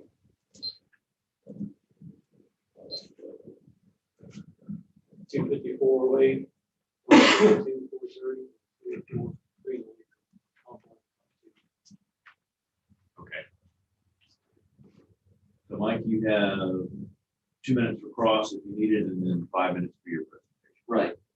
Help me understand, like on your CW floors and lighting, Dane roll, and then your LAC construction. Right. Can you describe what you have yet to do? I know that these are quotes, Yes. but tell me what's wrong and what you have to do.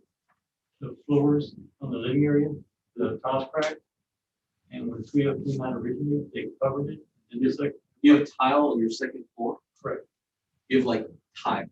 portion of tile. Oh, well, that's the problem. I mean, you typically don't do that on the second story. It's the I mean, engineer that designed it approved it with the structure that was there. So therefore, the builder did that. okay. You get advice from people to do that? The engineer that built the house. They No, I mean, tile on a second floor piling home like that is not typical, I will say. they're in every house, how they do. Not tile. They've got vinyl planking, other things like wood, other thing, carpet. Why? Because the pilings shift you're gonna have problems. You're gonna have perpetual problems. That's all I'm saying. So it's the flooring alone. That's what you've got as far as the things that are deficient in the home. And two doors, two exterior doors. Two exterior doors. Okay, so the summation of those two things are the $17,000 figure. Correct.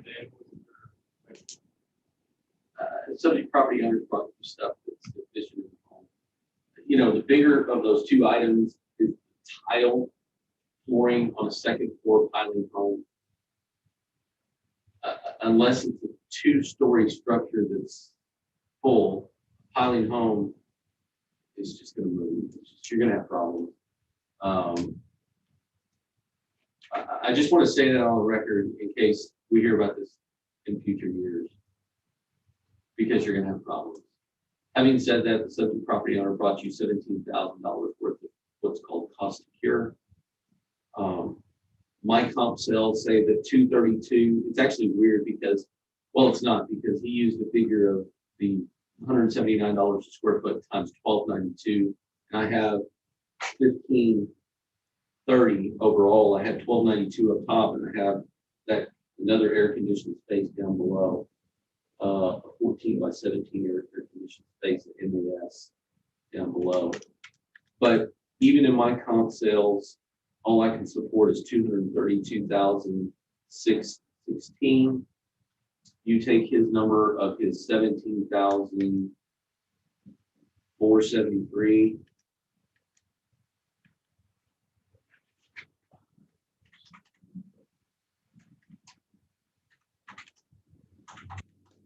And that leaves you with 215,143. I can go over the sales, but I mean, my sales only support 232,616. And he's brought you deficiencies in the total of repairs of 17,473. So if you take my number minus his number, that leaves you with 215,143. And I think he was asking for 214 and change. So $10,000 difference. I guess we're not in the overall disagreement. Right. That's all I got. I get a slightly different number than mine. That's the lower number, the 232. Take away his. Right, 232,615 minus the 17,000. Oh, that.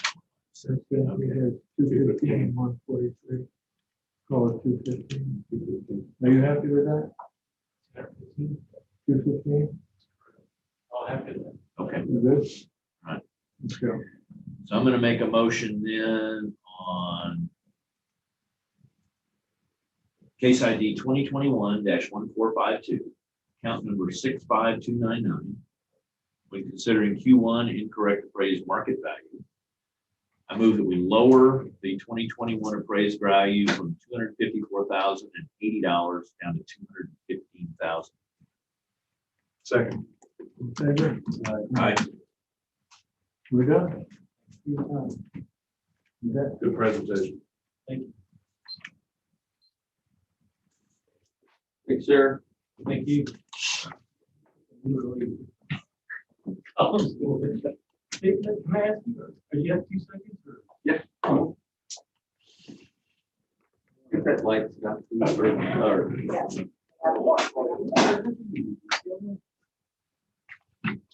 Oh, we got another one? We have everybody's here. We have 3 people on the waiting room, all in person. Everybody's here for the 10 o'clock. Yeah, what you're doing is you look at this. In You're looking at person. the overall image right here. This is living. That's the whole image here. Notice that this has. Yeah, it will not stop. The thing has 896, it has 560 down below. supposed to stop Okay, for food. top and bottom. So. this Well, is it better actually hurry and stop because it won't 1530 Stop coming into the back. Oh, yeah? You're looking at. Yes. You might wanna Bring that sucker out. But. It's it is. coming up in I mean, different places. It's both. not even like This is after the total towel right? right there. So then it starts coming up over here. And then something was just on the, I'm like, I think So do we need to move, like, I did. Josie's That's why- computer Oh. and stuff? It's not going that way, which Okay. is neat. She doesn't have a window, right? No, but I Yeah. just didn't know if it was going that way. I was thinking we need to check everybody's window. It's cumulative. I know you looked at yours, see what's coming in. I'm good. I don't know. You're like, I'll go look Yeah, at it yeah, though. yeah, for sure. I'll go look. We don't. So who we got next? We have Well, we built Mr. the Williams. vacancy. All right, thank you. How many more do we have? Thank you, sir. 10:30. We have 3 right now in the waiting in person. I'll get out of here. It's gonna require them to go. Yes, more coffee. Refuel. It's the rain, we shall just be home, right? Yeah. That's always trying to find a way to get around. I keep telling her, just I'm go. just saying. You Just want go. to be here, just go. Oh, God, that would be too much. We would, I would. I don't know about everybody else, but I would. Thank you. That smile's contagious. Thanks. Better to smile than cry. Thank you.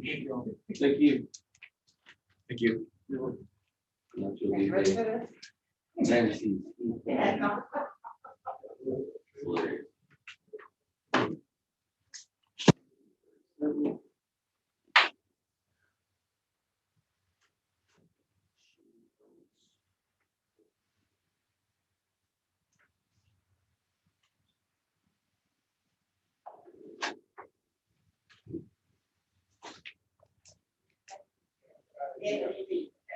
This one was throwaway anyway. Gotcha.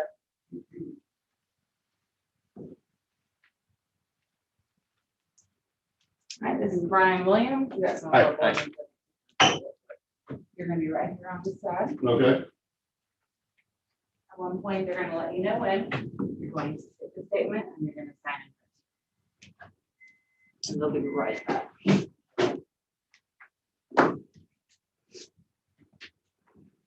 Started to make one, then I quit. So 1637. Williams.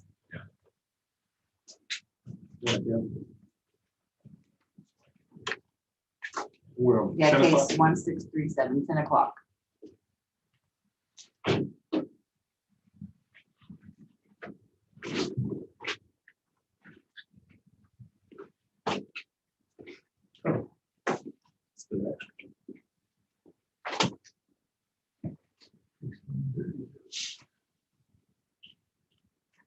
Mr. Williams. Good morning. Morning, how are y'all? Good. So you're trying to stay dry. Yeah, I don't know why I didn't bring my rubber boots. Don't bring up water.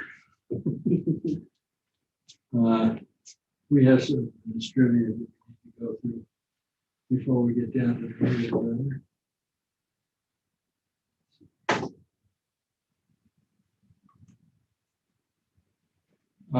We're opening a hearing on case ID 2021-1637, account 32360. This hearing is being recorded. Under protest is equity value, Q2. Q2. We are the appraisal review board will be hearing your protest today. We are the 3 of the members of the table here. Mike represents the appraisal. No, sir. We do not work for the appraisal district. We are appointed to perform an independent review of your protest. At the end of the hearing, you may complete a survey regarding your experience. The survey may be completed using the survey form and emailed to pcad.communications@cpa.texas.gov or online at surveymonkey.com/r/survey-ARB. Survey is voluntary, but we do appreciate you taking it. You also have the right to appeal our decision. Appeal information will be provided to you with our determination. At the end of the hearing, a document will be created that states what our determination was about. It will be sent to you by mail. It also will contain instructions and information about what you can do if you don't agree with us. And you want to pursue a code. Okay. In accordance with tax code section 4145H, all written material that is not been provided must be provided at this time. Have you given all of your evidence to the ladies out front? Yes. Well, I scanned it in prior to coming. Excellent. ARB members who are considering the protest have not communicated with anyone about the protest and are signing an affidavit to that effect. Yes, I did. Or Yeah. We gotta do what they do. I, Charles Tyler, do solemnly swear that I have not communicated with another person in violation of tax code section 41.66F. I, Robert Dayton, do solemnly swear that I have not communicated with another person in violation of tax code section 41.66. I, Bill Duck, do solemnly swear that I have not communicated with another person in violation of tax code section 41.66. Well, testimony from all witnesses must be given under oath. Now it's your turn. And you get to read that, fill in your name. I, Brian Williams, do solemnly swear or affirm that the testimony I shall present to the Appraisal Review Board is true and correct. My name is Michael Cronin, and solemnly swear affirm that the prison review board for the prison is true and correct.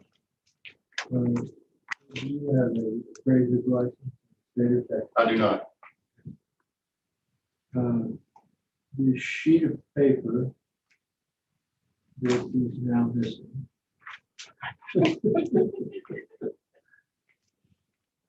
This is the procedure we'll use throughout the hearing. And there are two columns because you get to choose who goes first. Whether you speak first, or whether Mike speaks first for the district. Okay. It's pretty cut and dried. You go first? I'll go first. Okay. 5 minutes. Okay. First of all, y'all had on the Aransas CAD Avenue. Y'all had the last sale price of $219,500. I put my deed where I bought it, where it's clearly not that 25,000. That's $196,307. I have the smallest house on my street by square footage, and it's the lowest class house. I believe everything else, all the other houses are brick. My front's brick, but it's in that rest of it's a T111 or whatever that is. And like I said, it's pretty self-explanatory. I'm being charged $98.36 per square foot, which is, as you can see, the rest of the house on my block aren't even near that. So, you know, the mean is 71, the median 68. To me, this is just about as unfair gets. That's really just about all I have to say. It's pretty self-explanatory.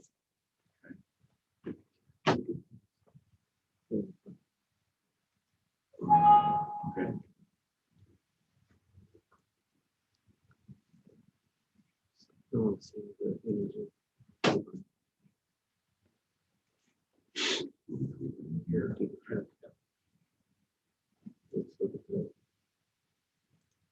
I've got the least square footage.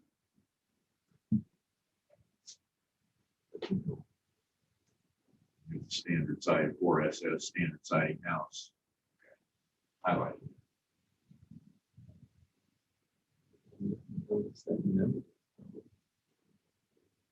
Great.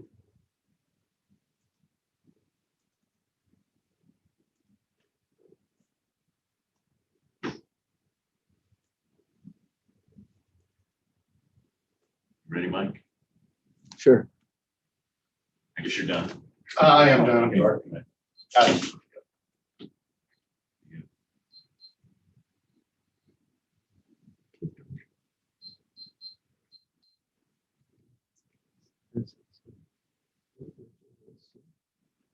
Yeah. Addressing the 196,377 number in the, this is a specialty noted information right here. The one that shows the thing. This is a 196,377. It's kind of a, not like a rent. That's kind of an odd thing, but it is a special warranty deed. This is not like the whole thing as far as the information that we received.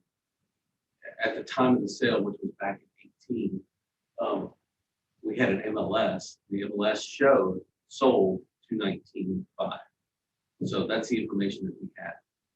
They're two different things. So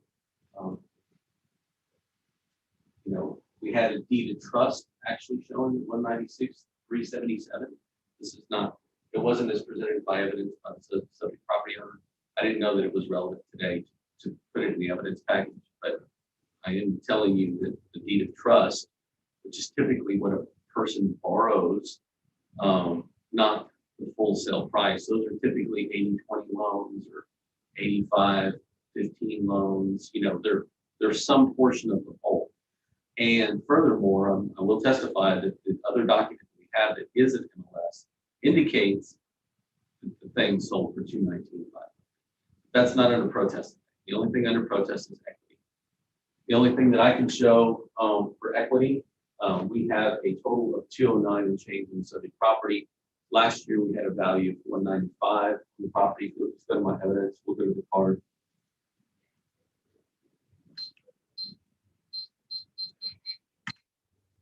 So again, you can see the 219,500. You can see the 219,500. That's our information. I don't know what to say other than I have an MLS document that says 219,500. So having said that, that's not under protest. The only thing under protest is the market value as it relates to equity, and that's 209,560. You can see that we have a Forest S of house that's been let's see, you won't want to miss this wonderful shady home. It's been beautifully remodeled, ready to move in. Da, da, da, da, da. Yeah, and then we look at that. We've had this discussion in this room many times. It doesn't even matter if it sells or it doesn't. The fact that somebody does something to their home that affects value does what's called an effective age year change right here. And that's what was done at that time. It was done at that time. The only thing that you see now is just a neighborhood adjustment as it relates to market value of other sales. Okay. So in the sales analysis, which is not under protest, we'll go to sales. This is the pictometry imagery of the subject. Go back. So this is Enterprise and Dana. This is the house right here. Continue on. From a sales comparison, and this is not under protest, this value supported, the 209 figure is really right there, but it's not under protest. From an equity standpoint, continue on. We can only prove 201, 459. Okay, so yes, it's not 209, it should be 201. Now, how does that relate to last year's value? Last year's value was 495, this year's value is 209. Not that big of a change overall. And this number is kind of in the middle. This 201 number is kind of in the middle. If you looked at, you did an analysis of the 195 that we had on it last year, the 209 that we have on it this year, and you even looked at the midpoint, that would be 202. It's really close to this number right here, 201. This is all I can support. These are other properties in this directly on the same street or in that same overall area. And I'm talking Dana, Pisano, Bluebird, all of that has the same kind of feel. These are two on Dana. They're both very similar in square footage. They're very similar in effective age. And you can see the purported values of 208 and 202. This is on the same street. Continue on. This is on Bluebird. These, again, very similar effective ages on at least column number 3. Very similar square footages. They're adjusted appropriately. Again, all I can prove is the 201 and change. The burden of proof lies with the district, and that's all I have is the 201 459. Okay.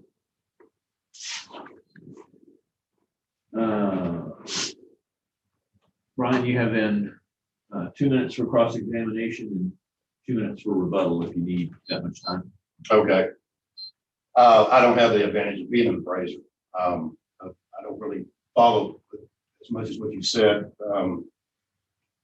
I know that, and I'm not sure, you know, you always go by the special warranty deed or the warranty deed of the vendor's name. That's the correct selling price. Deed of trust is one that could be different. So yeah, you're definitely wrong on the 219.5. And if you're going by, because my house was fixed up, the tornado ripped through there when Harvey came, and whoever did the house sucked. The grout, tile, everything. I wish I could have put the inspection report in there. I wish I thought to do that. I had to go back and redo my entire roof, vents, top vents, everything. There was no vent in the house when I bought it. We offered 175. That's what my opinion, it should have sold that. Guy came down to what he came down to. The reason I'm here, I guess the reason we're all here, is just, it is not fair that I'm paying what I'm paying as opposed to every other street, every other house on my street. I just like to be fair. I think I should be paying the mean $71, not $98.36, way above everybody else, no matter how you explain it. That's all I gotta say. Can does he still have time? Yeah, so that took about 2.5 minutes. Can you tell me, I want to use your same math, just to see what it comes out to be. If you took the value at, what you had at 201,459? I have 201,459. If you took the value of 201,459 and calculate the same way you did the others, the price per square foot, what would you get? Well, I didn't calculate this. My little brother did. Okay, I don't, like I said, I'm not an appraiser. I don't know what you, okay. I appreciate you coming at me like that. What's the, 16.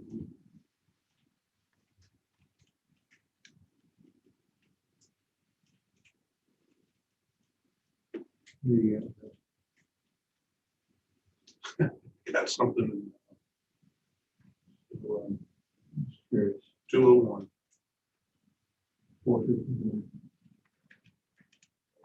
1659. 1671. 120.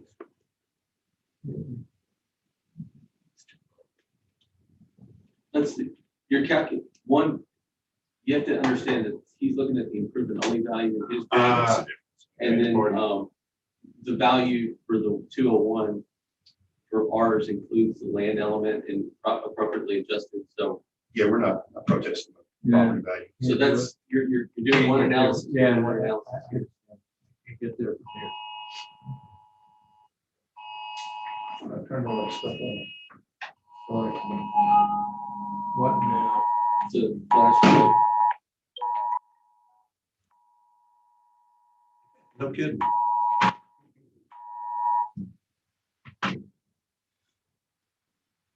Okay, go ahead. I mean, he's just about out of time. Okay. Mike, you got 2 minutes for district rebuttal. Yeah, in district rebuttal, what I would say is go ahead and bring him his evidence. That grid. I'd like you to notice that the one that's highlighted is by far the smallest square footage. And there's this thing in real estate, it's called the economy of size or scale. And so typically what you have is you're going to have a higher price per unit with the smaller units. It's just a thing. And that's why in our grid, if you go back to our grid, that's why we pull, it's just the equity grid. Yeah. Go to column number 1 and 2. This is why we pull things that are about the same square footage. And this is why we pull things that are about the same effective age and about the same class. Why? Because they're good comparables. This one is currently assessed at 252. This one is currently assessed at 236. The subject is assessed at 209. Then you make the comparison to the land. In both of these cases, the land elevating the comps is better. Why? This is $67,000 worth of land. There's an adjustment. There's negative 22,000. Column number 2 is better from the land element. It's almost the same square footage as that. And that's why there's a very small adjustment here. There's an adjustment for the classification or SS rather than masonry veneer, which is. But then you look at the square footage, they're very similar. The effective ages are very similar. These two, actually, these two, if you were to look just at these two, 208 and 202, you're looking at about, what is that, 204, 205, 206, 205, somewhere in that range. Again, when you pull in all of these other Bluebird ones, all I can support is 201. This is a really good analysis. Why is it a good analysis? Because in this living area price per square foot, it's accounting for that economy of size. And same thing with the effective year. All right, Brian, you got 1 minute to close. Any final thoughts? I've said everything I need to say. Okay. Mike? You got a minute to close? Yeah, all I would say is the subject property owners testified that they paid 196 3 years ago. And the market's increased since that time. I'm at 201. If you look at that difference, that's a difference of $5,000. I mean, so I think the value is okay at 201. And that's all I can prove from the equities. Okay. That's our time. 201, 450. 450.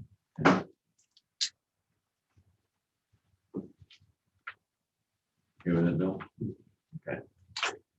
So I'm going to make a motion then on case ID 2021-1637, account number 32360. When considering Q2, appraisal ratio exceeds the median level of appraisal or the equity value, I move that we lower the 2021 appraised value from 209,560 down to 201,450. Second. That's Okay. Yes. Aye. Okay, you done? Okay. 201. Okay, next one is 1722.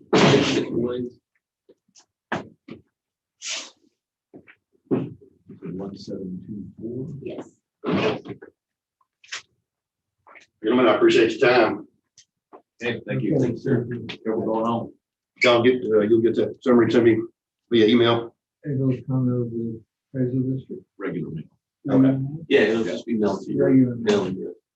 Thanks, gentlemen. Yeah, but we're just gonna do it. And out tomorrow. Thank you. Top of page 7. What's the number? 1724. 32,348. Yeah.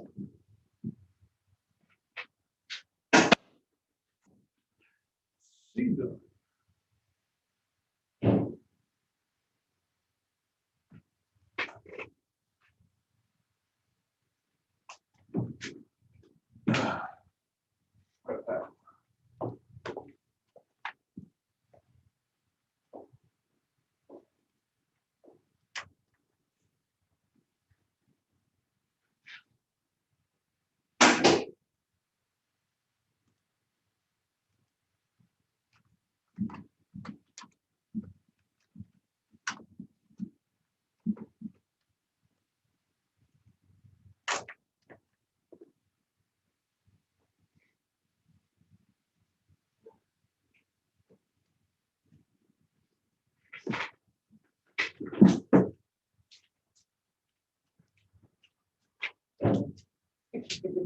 Yeah, it's getting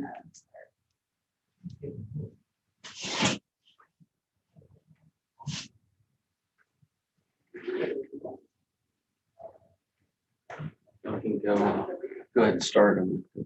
Okay.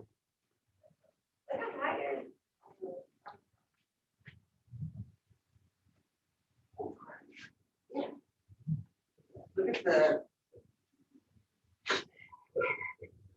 8. What's the wrong? Coming in. That way. I don't think that's gonna work. I was trying to get the frog out. Oh, I thought you were doing water. No, There was a frog. Floated up from the paper.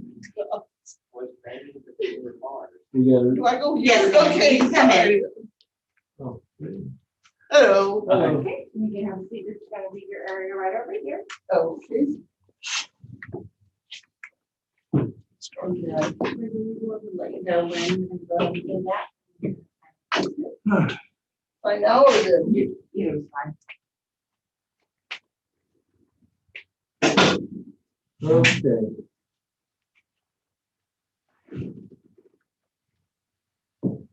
Is it Edie? Edie, yes, sir.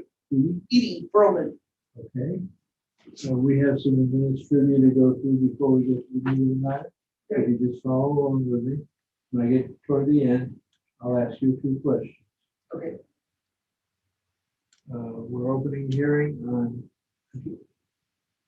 case ID 2021-1724, account 32348. This hearing is being recorded. Looks like the Q1, Q2. Verify that.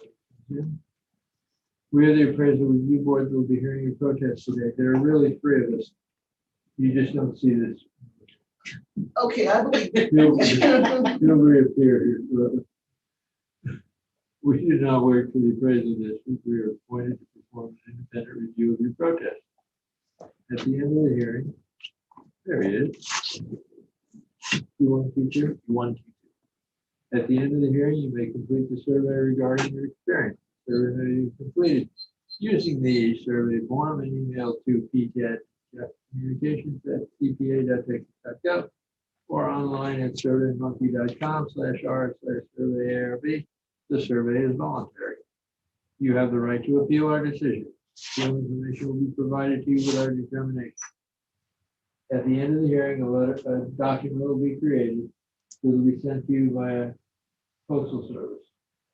And in it will be our determination and instructions and information on what you can do if you don't agree with us. Okay. In accordance with tax code section 4145H, all written material that has not been provided must be provided at this time. All your evidence has been turned in, right? Yes, sir. Very good. Excellent. ARB members who are considering the protest have not communicated with anyone about the protest. They're signing an affidavit to that effect. I, Charles Cyrus, do solemnly swear that I have not communicated with another person in violation of tax code section 41.66F. I, Robert Dayton, do solemnly swear that I have not communicated with another person in violation of tax code section 41.66F.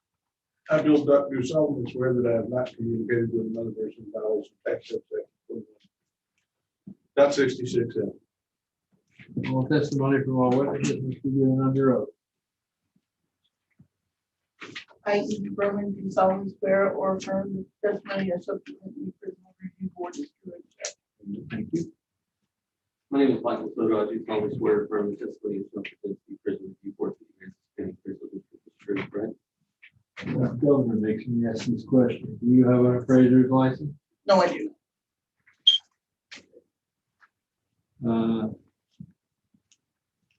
Piece of paper right above the oath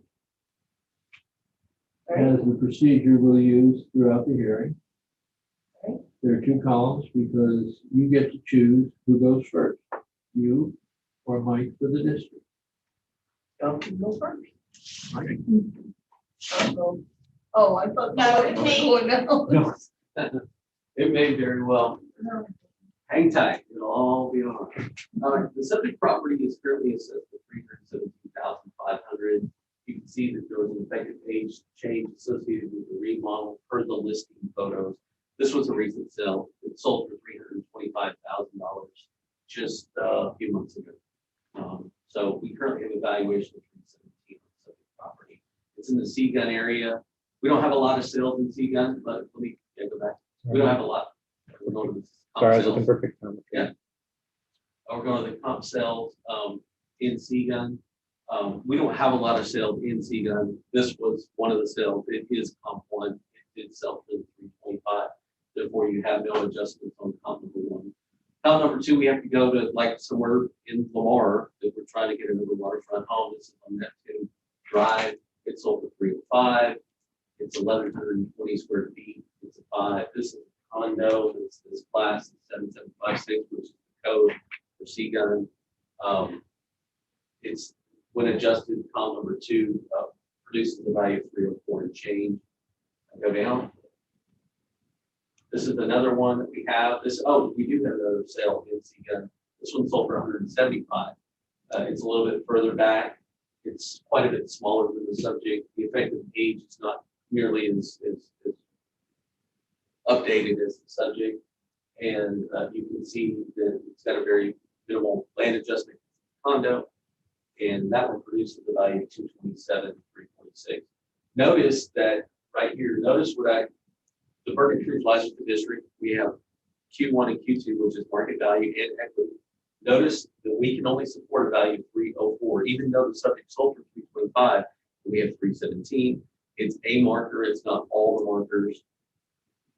That's what we're left with. Our verdict was 3 and 4, but it gets worse. Let's go on to the equity bid. All we can prove from an equity standpoint is 281,754. These are other condos in that same complex. They're adjusted for both effective age, they're adjusted for size, they're adjusted. You see the land element is very congruent. There are minor changes in the land element itself. When you look at this, all it's looking at is the comparison of the square footage, the size, and the effective age here, and all the other little elements that they may or may not have, porches, storages, whatever. Again, the number that we can support here is 281,754. See, comp number 1 is 260, comp number 2 is 281, comp number 3 is 222. And so the median value of all of those is 281,754. So that's all the district can support, even though we know that it sold for 325,000. From an equity standpoint, all I can do is 281,754. So you should round to the nearest $10 element, which is be 281,755. That's all I got. Okay, Edie, you have 2 minutes for cross-examination if you want to ask him a question, and then you got 5 minutes for your presentation. I don't have any questions. Pretty much everything is the same here as what I went online to the appraisal district and pulled up the 4 comparables homes right there. There are 4 that are 2-story.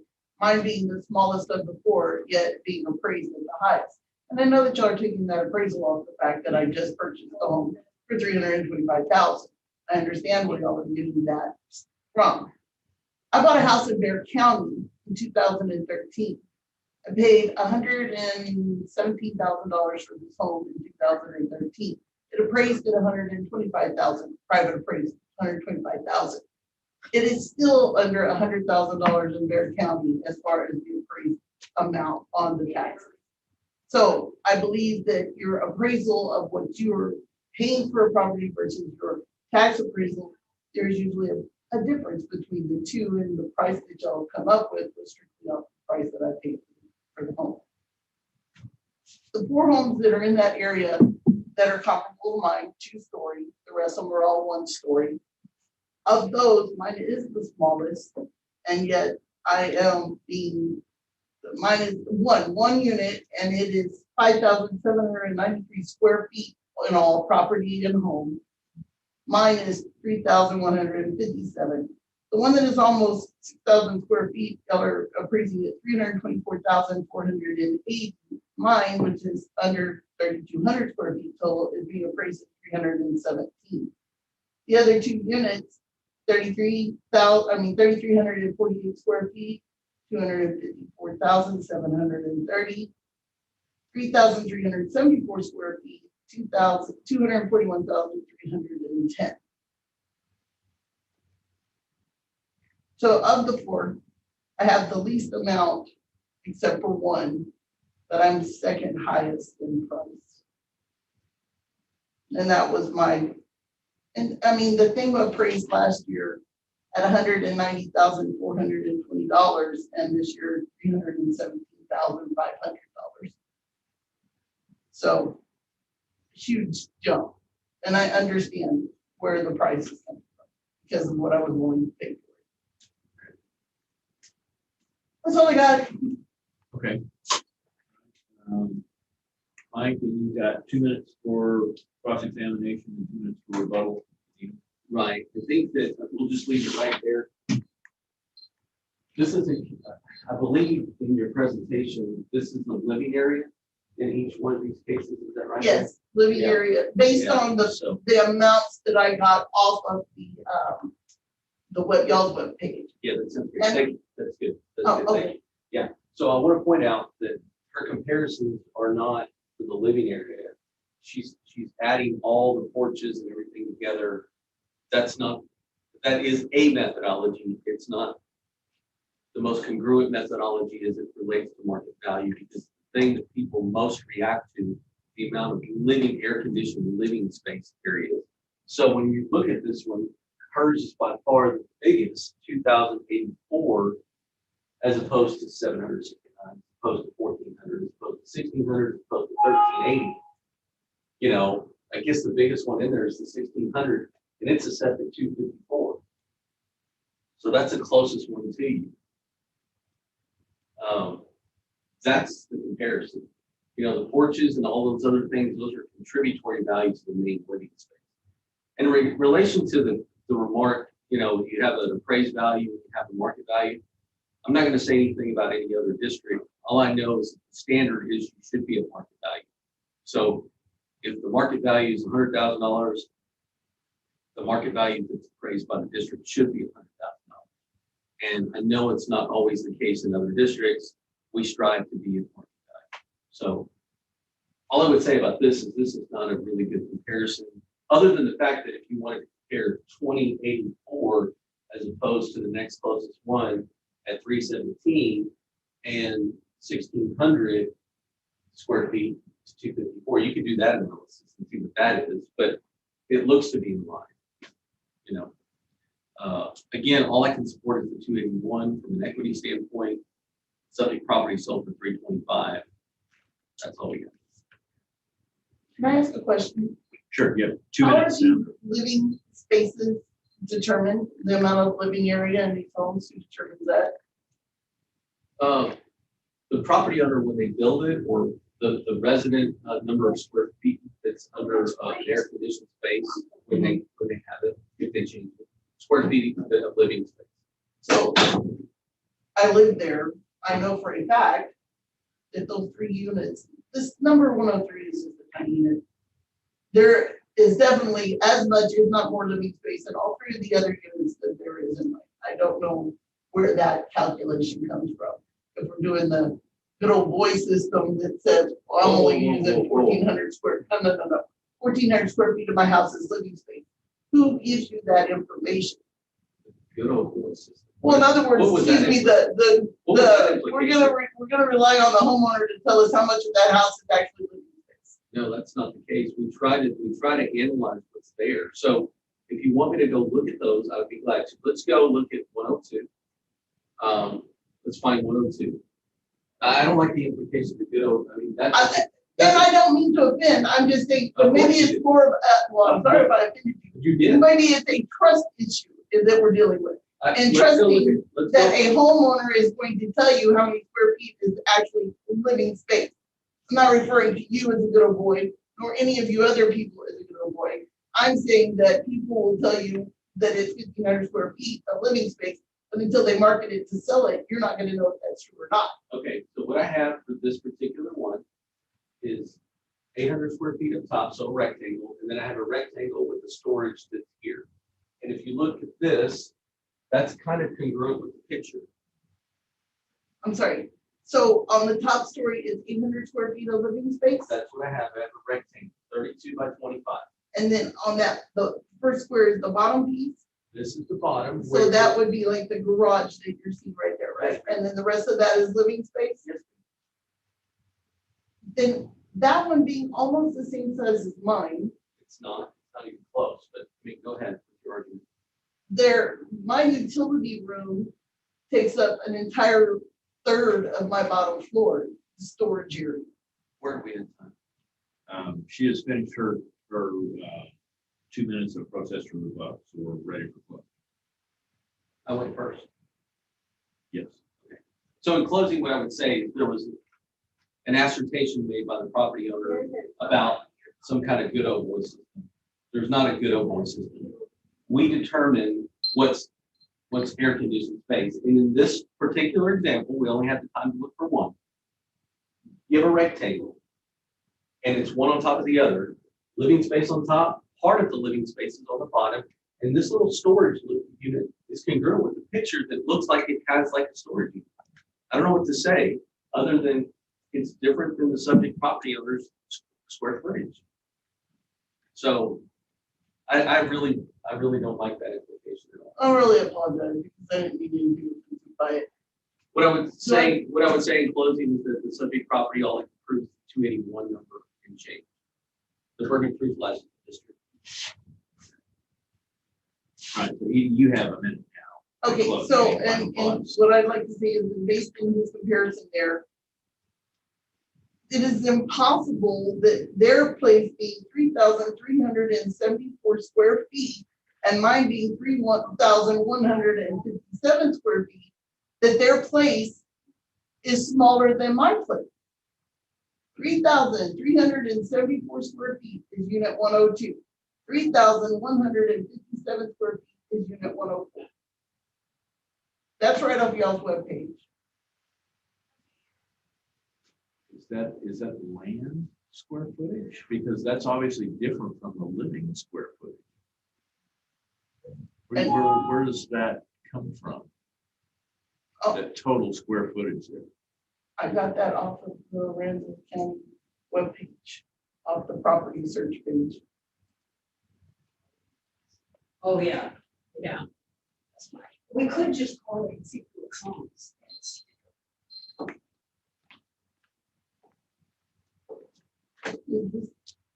102, yeah. I'm not seeing 3157 on her property card anywhere. The total for anything. We're done. It's our time. You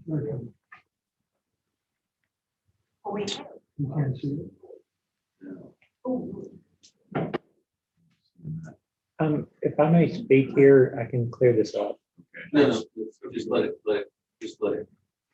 There was a whole bunch of statements made that are incorrect. Just let the board figure it out. Unless they want to ask me a question, I'm under oath. Thank you very much. I'm at the equity value. Sweet. That's all it is. There's no way less than. Right.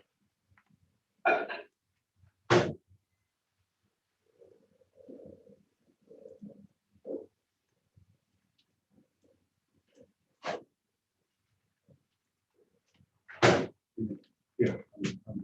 All right.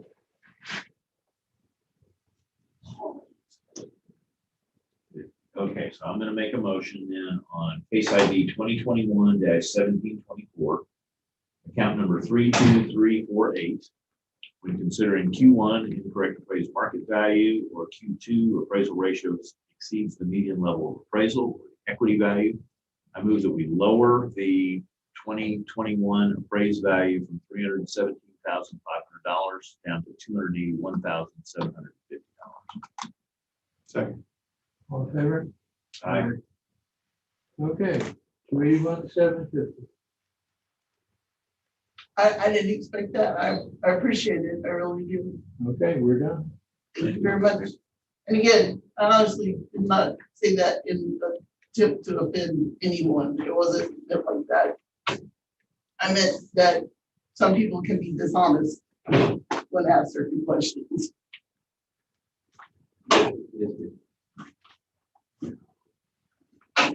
Thank y'all very much. Okay, Okay. you said Bye. going home. Yes, I'm gonna swim on home now.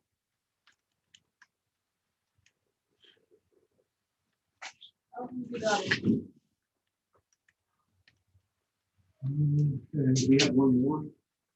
Sounds like it. yes.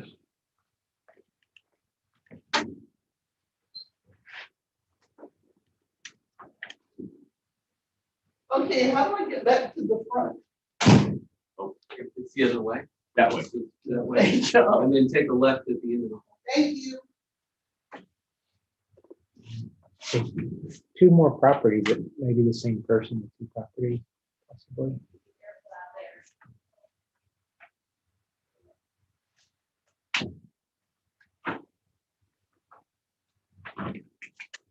Yeah, Travis Walker, he's got 2. Which would be, 1951 and 1958. Okay.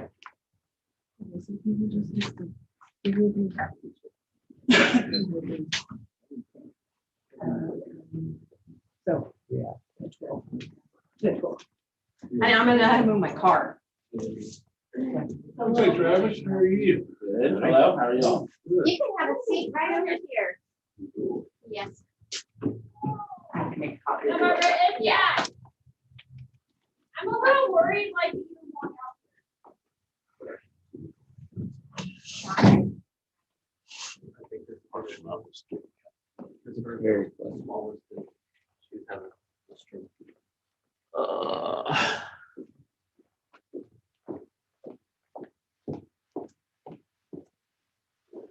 Do we have a property ID? I mean, it's Wow, let's get deep out 1958. And 1951. How'd you walk over here and keep your shoes dry? Wow. Okay. What's on water? They're gonna let you know when you're gonna say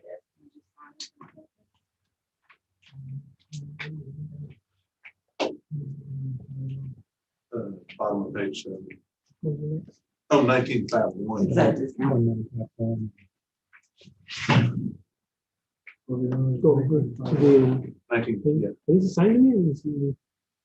Okay. And there's another one. I don't think so. It's not the Are actual. we doing it's- three? my personal property and then, we have a business I property. think so. Oh, okay. It's not the personal. I was gonna say it's not. There's the one- personal. 1958 is the one we're doing first. There's one more, 1948. 1958. 1958. So, Christine. Right? Oh, that's your brother. My mother, That's your mom. yes, So she's, she owns 4 lots. got it. Can you? 1958 is the church. Yes. Okay. Oh. We have some administrative to go through before we get to the meat of the matter. Yeah. Courtesy of the governor. We're gonna open a hearing on case ID 2021-1958, account 29856. This hearing is being recorded. Your protest is Q1 and Q2. We are the appraisal review board that will be hearing your protest today. 3 of us are the review board. Eamon is the appraisal district representative. We do not work for the appraisal district. We are appointed to perform an independent review of your protest. At the end of the hearing, you may complete a survey regarding your experience. The survey may be completed using the survey form and emailed to ptad.communications@cpa.texas.gov or online at surveymonkey.com/r/survey-ARB. The survey is voluntary. You also have the right to appeal our decision. Appeal information will be provided to you with our determination. At the end of this hearing, the document will be created and mailed to you. And it will include our determination of value and instructions as to what you can do if you don't agree with it. In accordance with tax code section 4145H, all written material that has not been provided must be provided at this time.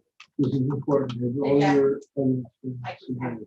I just have one statement to make. I don't really have one. Okay. ARB members who are considering a protest have not communicated with anyone about the protest and are signing an affidavit to that effect. I, Charles Parrish, do solemnly swear that I have not communicated with another person in violation of tax code section 41.66F.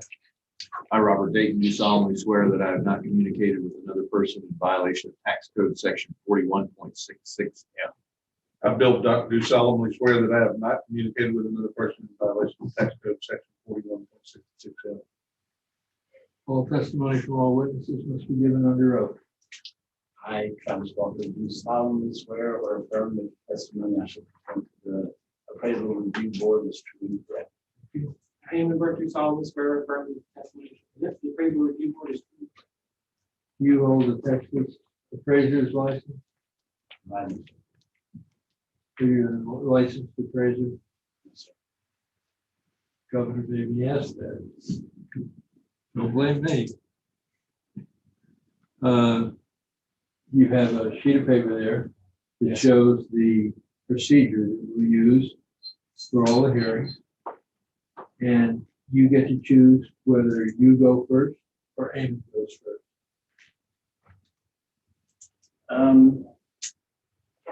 First. Okay. Amy? Okay, we have two cases here. Which one are we getting? We're doing 29. We're doing 1958. We're one and a half. Okay.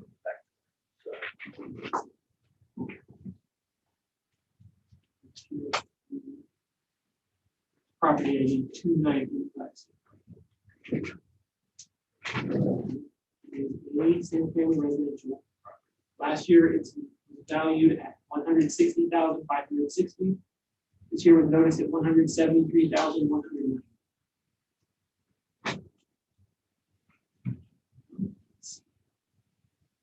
It looks like it was a house that was built in 2019.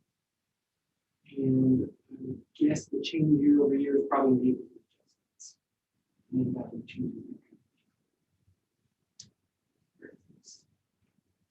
The street, we're picked out, what street is this on? Pine Street, okay, so yeah, this is an oak terrace. Yes. All right, so then our sales, would be Q1 and 2, right? Yes. Sales grade is going to be sales of homes in this area. We've got the subject is a 4FB minus. It's basically just kind of a regular home, middle of the road home. The comps are 4MB plus, 5FB,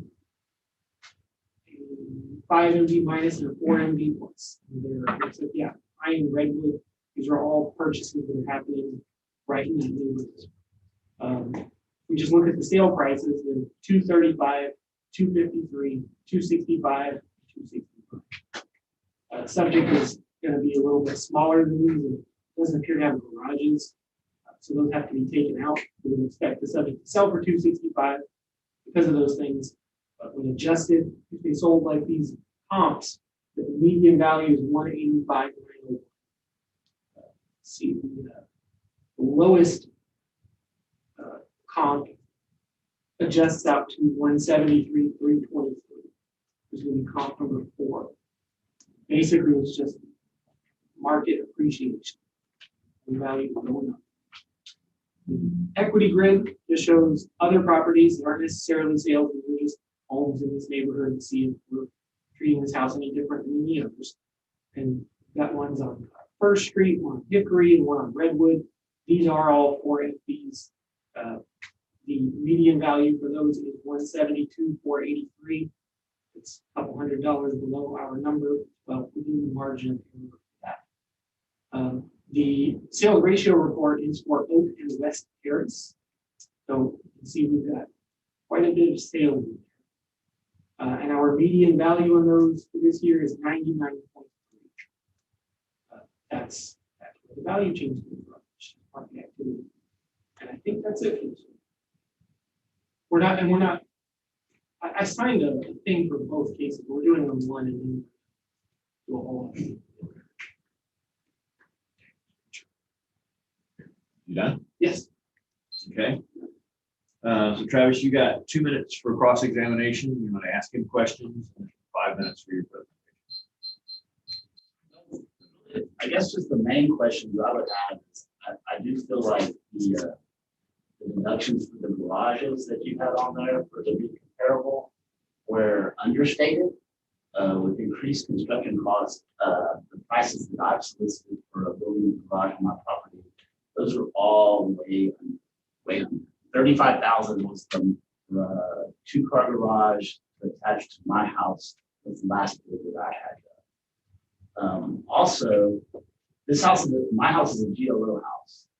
And the government came in and built these houses kind of on the cheap. So I feel like you can't actually compare my house to the other houses because they're not of similar construction materials.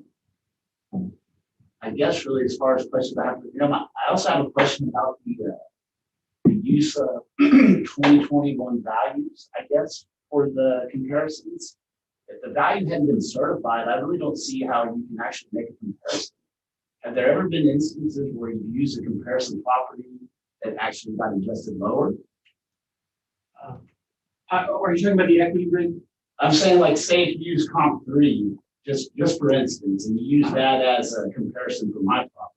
Yes. And if they protested after me and got their value dropped down before it was certified, has that happened? Does that happen? This grid is not using our appraisal value. This grid is using your actual sale price. So what I'm bringing up, does that happen? Hasn't happened. If you actually use a comparison and then somebody came in after the fact and got it lowered, and then you've been using this propped up number for everybody else. That would be, no, because that number isn't, our appraised value is not even used. I'm not talking about this grid, I'm just talking about in general. Oh, okay. Like if you were using a similar property as mine as an appraisal number, as a comparison. Right. And say after I come in, y'all use this inflated number for 2021 that has not been certified. And if they come in and they protest after me, you understand what I'm saying? Like if I protest my property and I get mine lower, if y'all had been using mine as a comparison to somebody before, and then mine comes in lower, then y'all use the false comparison. No, because the point of an equity grid is just to see if we're doing anything to your property that we're not doing to others. So you're saying that the actual, so the appraised value for the other houses doesn't have any kind of effect? I don't see how there's a disconnect there. I see what you're saying about this, comparing apple, I see what you're doing. You're trying to get back to the price, right? You take and you downgrade, they got a garage, they got this, they got that, and you try to get to the median, this back. Yeah. But what the point I'm making is if you use y'all's appraised value of 2021 as a comparison, and then somebody were to come in after and get their appraisal lowered, right, then you've used false evidence for somebody else's house. I think that I'm not quite understanding what's the source of the confusion here. We just let the market tell us what things are. We're not determining values like out of thin air. We have to look at sale prices and go, hey, if these things are all getting bought and sold for over $200,000, and our number on all of them is 190, our number's not right. That's how appraisal work goes. You follow the market. The market leads the data. We start with the data, and then the opinions of value come in. All this stuff is doing is just trying to show whether or not we really did that. This isn't what our work looks like. This is evidence of is our model work. But you still haven't really answered my question. Because I don't understand how to answer it because the question doesn't make any sense. I don't. That's not clear. I thought that was pretty clear. Like if you have y'all's number on the place, right? Don't y'all use y'all's numbers to? No, we use market information to come up with a phrase. That's what I'm saying. But y'all's number is what y'all created. You know that you're saying that it's unrelated to what y'all deemed it to be valued at. We're not just like deciding that a house should be 150,000. We start from nothing, and we look at what's happening, and we measure it. Basically, like, what if somebody was to go buy your house, what would they expect to pay for? I have no idea. A lot. Have you tried to the average price of a home in this county? A GLO home with no garage. It's really backyard. And the average price of a house in this county is over $200,000. I just find it odd that I came in last year, my number got lowered. This year I get my appraisal, it's the exact same number as last year. How does that happen? Well, it's the exact same number. It's the same number. As last year, I came in and got it lowered, and then they came back, the appraisal came back the exact same number as what they lowered by last year. No, every year, properties are noticed at full market. That's the way it works. Regardless of an ARB decision. Your ARB decision is for 2 years. There's no, that is not in. That's not a thing. That's not true. Yeah. Okay. Because things are constantly changing. The only time that it would be. That's what I'm saying, it's year over constantly year changing, if you came back to the exact same number, doesn't seem. Is the only way that it would happen is if absolutely nothing changed. Basically, the reason that's never going to happen in this county is because we reappraise all our properties every year. Got 41 seconds. In larger counties, they only do a third of the properties every year. They're a 3-year reappraisal cycle. So if your neighborhood doesn't even get looked at, nobody did anything the following year. You can't undo an ARB decision. But all of our neighborhoods get looked at every year. We reappraise the entire. I mean, I don't think the number's too low. I don't think that people are going to be buying a house for less. It's a new house. I'm just saying that there's no garage, I get it. there's poor construction materials. I live in a habitat house. It was appraised for $223. That's your house, I don't care about your house. I have to. Right. Amy, you got 2 minutes for cross and 2 minutes for rebuttal. Yeah, this a rebuttal would be that I do have to care about every house in this town. I'm not just trying to get my taxes in, trying to find out what things are worth. And that's what housing prices are going up. So nothing happened to this property other than.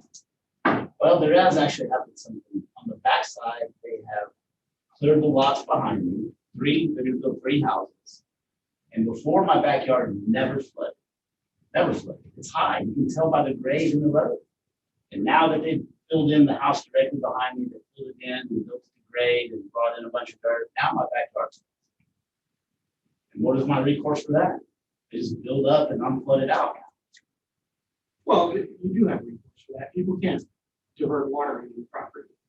It's a process, but you're not completely helpless. I just feel like too that the GLO homes were substandard to some extent. The materials were cheaper.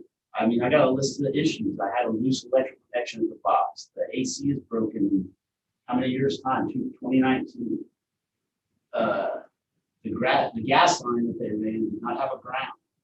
It's lack of windows. It didn't have a window in either of the bathrooms. Only one in one of the bedrooms. So, I mean, there's a lot of reasons to bring this down compared to what's in the neighborhood. Everything in that neighborhood is nicer than what I've got. Well, but it is lower than. But it doesn't have a garage. Right, that's the ones that have garages sold for $100,000 more than what. I don't see. $100,000. It's a. The reason they're building 3 houses behind your house is because there's a short supply of houses. If your house was worthless, they wouldn't be developing it. But I'm telling you that my house is the cheapest house in the neighborhood. I think it is. I mean, no, you look at the properties across the street, down the road, they're all lower under mine. Also, They're older in your houses. neighborhood, there's stuff in your neighborhood that's crazy deferred maintenance. Stuff that's got like no one's lived in it for a decade. The electrical's not up to code. Like people who go to buy houses in there and find out. So you're going to talk bad about the neighborhood on one hand, and then talk about why the value should be higher in the same neighborhood? That doesn't really fly, boss. There's crappy houses in the neighborhood, oh, but it's a nice neighborhood, so you have to pay higher for your house. Done with your time? Yeah. Okay. All right, Travis, you got 2 minutes for protest or rebuttal. We'll go to close. I mean, I pretty much have said pretty much all I have to say about it. I mean, I feel like my house is a newer house, that it was constructed cheaply, of cheaper materials, and that it is not up to the standard of the nicer houses in the neighborhood. He made my point. You got older houses in that neighborhood that are deferred, that are, like he said, not up to code. But then you want to turn around and make the same argument that it's a nice neighborhood, that I don't see how you can make both claims at the same time.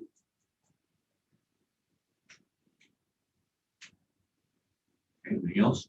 Uh, Okay, Damon, you got 1 minute to close? Okay. You got 1 minute, Travis, final thoughts? I'm good. Okay. Okay, sorry. There is a small adjustment warranted here. Not that big.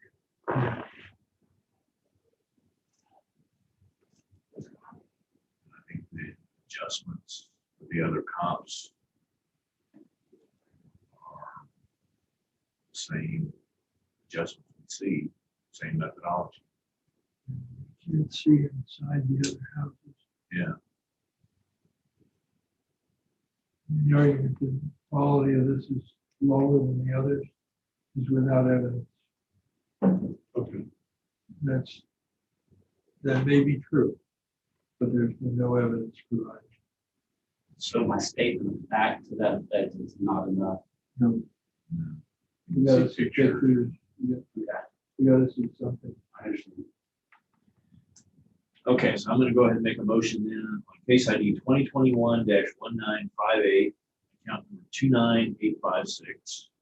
When considering Q1 incorrect appraised market value, or Q2 appraisal ratio exceeds the median level appraisal equity value, I move that we lower the 2021 appraised value from 173,190 to 172,480. Second. All in favor? Aye. Okay.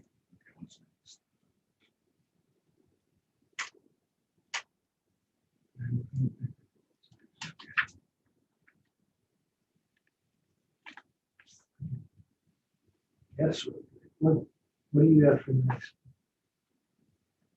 1951. 1950.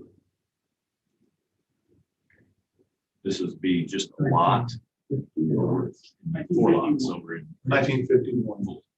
It's on page 7, 7 Walker Motors.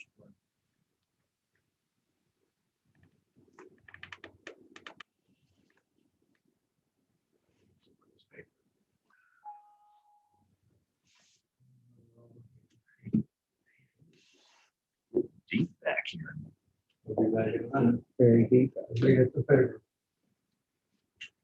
You don't know first one or second? Because it's like really bad. We're closing the office. We're closing the office. So as soon as y'all get done. And you don't have to go anywhere. I think we got. You're traveling. Get me home, Charlie.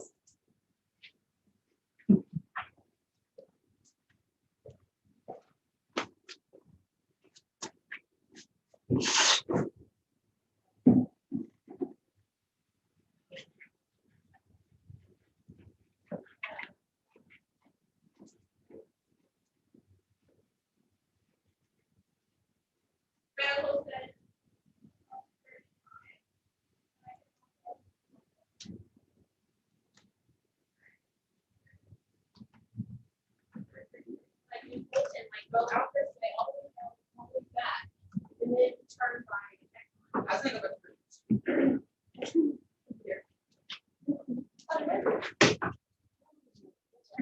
for a second, let's see. Beth said, no, this is the last. This one? Is this Christine Walker? Yeah. All right. It should be 1951.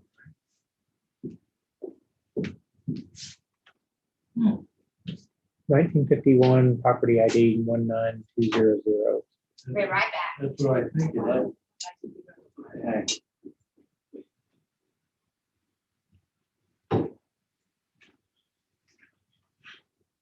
To answer your question, I think so. Okay. I think the back of the country club is probably more accessible than the front. Yeah, I don't think so. I'll Really? find out. That's like a big old something. There's always worse flooding. Right along Champions there. Yes, it does. So. Damn it. Back. Someone next door. Yeah. Yeah. Oh, it's deep. Yeah. I like that. I'm Yes. not moving my car. So 1951, we've signed affidavits on for 1951 and 1958. I guess if y'all didn't say it aloud, like listed the case numbers, then you can just say it. Okay. Which have signed. Yeah, because the one I signed was the two. So we're not doing 1940. We have a 1948 here. That's what I was asking. Is that the one that's left? Christine? No, Walker? no, We have 51. we have 1951. Did y'all hear 48? I don't even show it as today's Yeah, here. I It's not haven't even seen today's hearing. I don't know. Because I was unaware that that was going to be the date.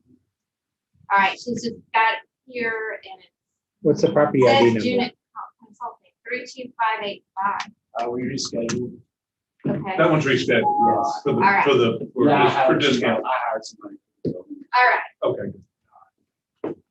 So yeah, the affidavits have been signed for 51, 58.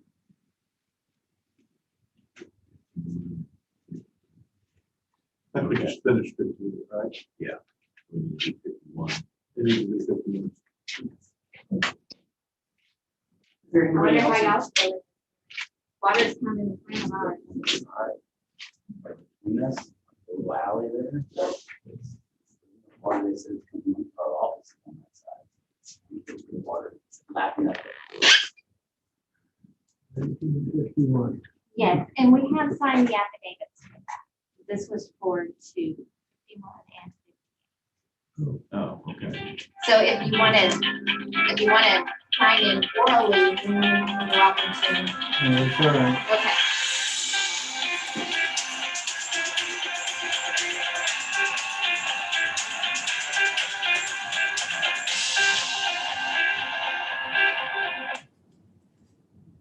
That was a code red.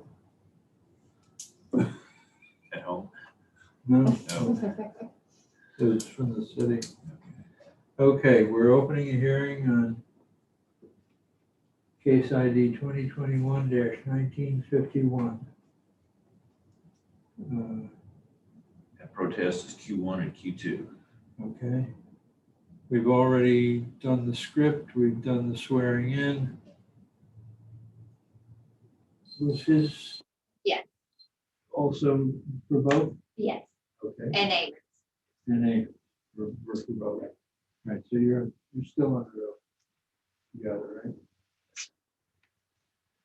All right. You want to go first? Or you want to? I really don't have much on the lots and Colton except, I'll go first, that's fine. Go ahead.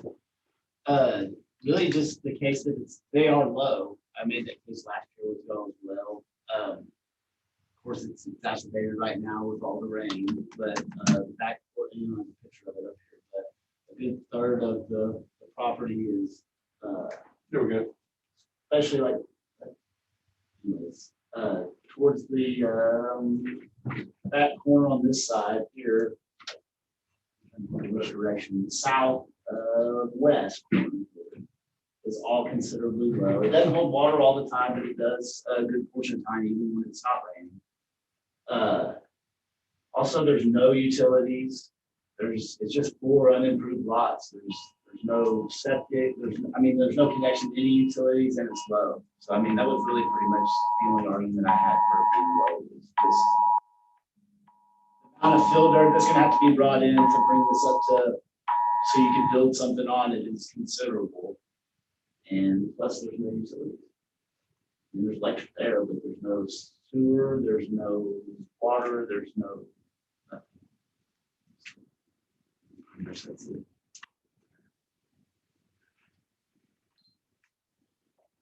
Eamon, then you've got 2 minutes for cross-examination and 5 minutes for your presentation. All right. Property ID 19200. Pick up is frame of reference. It's just the end of a block on Chevron. 2 empty lots. There's pretty much nothing on the property card. It's just 2 empty lots. sales grid, we have Q1 and Q2. Correct. Sales grid is sales of land in this area. And you can look at the sale prices. This is, you can think of it as being like a double lot instead of being single, because they're being bought. Or somebody would do this one house, one home, whatever. But if you look at the prices per foot, of what land on 10th Street is selling for in 9th Street, the adjacent streets, the first one sold for $798 a square foot, second one sold for $798 a square foot, third one sold for $645. Subject is currently valued at $3.05 a square foot. Now, there is some economy of size going on because you can buy a big lot, you pay less per square foot.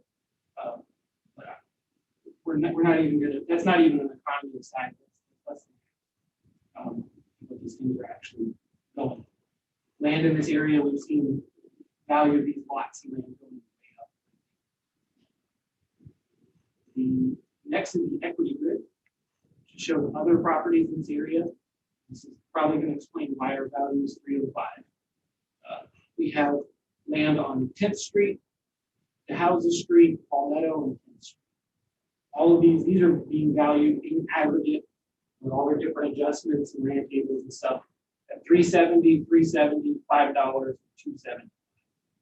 So just illustrates where this one lands squarely in the middle. There's no adjustments. I don't think there's any kind of real adjustments on this property.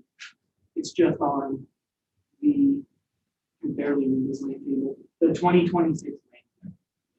SFP, square foot base. Land table, full now lots. The sale ratio report is for the region of Fulton. This is what's going on. Our values for 2020 are at 99% in Fulton. And that's it. Just got some sales and other pieces of land. Just a lot.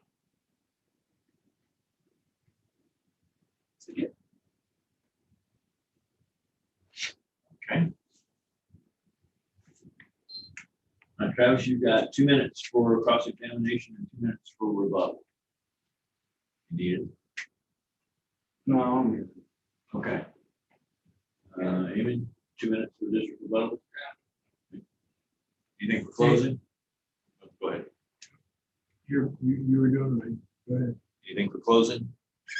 Okay. Amy? Okay. Amos, is there anything different about these lots from the ones that you use as the equity base? Or the sales for that matter? I mean, it brings up the point that it has no utilities. But it doesn't have any utilities because it is undeveloped. Right. Are the others undeveloped? Question.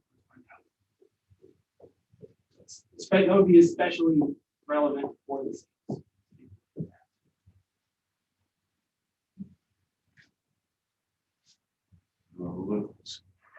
Scott, is 8822041. Number 1. Okay. 19403.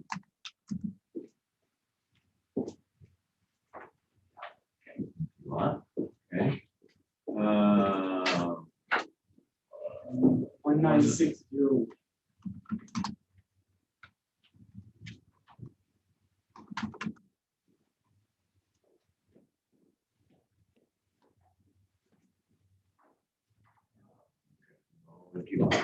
So they're all what you consider undeveloped.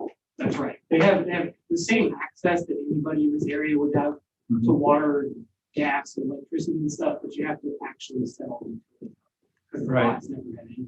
You have to do the taps.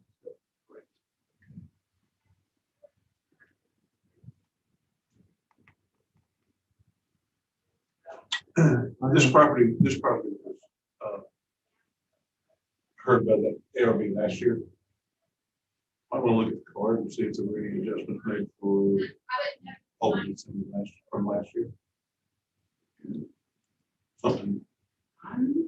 Something was discussed with that last year.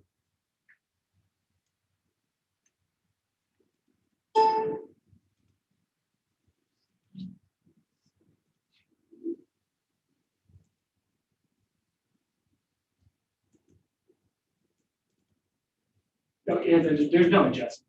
You can see. No adjustments, but what was it noticed at last year? Is there an ARB decision from last year? Last year's value was 190,420. Just click on value real quick.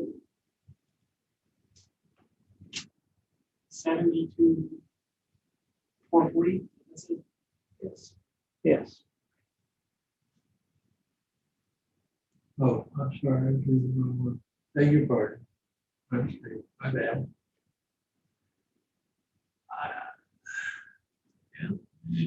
What's driving this? Scott, did that ever show anything from the ARB decision from last year?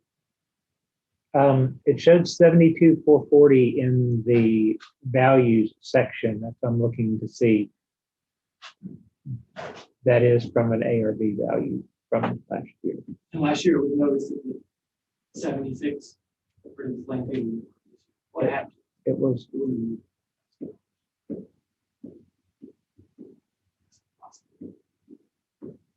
So it's driving the increase in Yes. sales.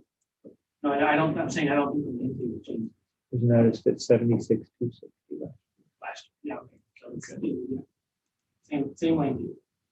And last year, I don't know, but I don't know what happened last year. I don't know.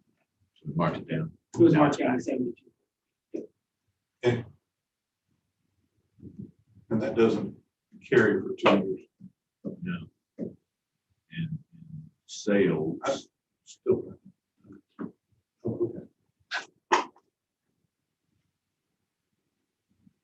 Sales support this year's value.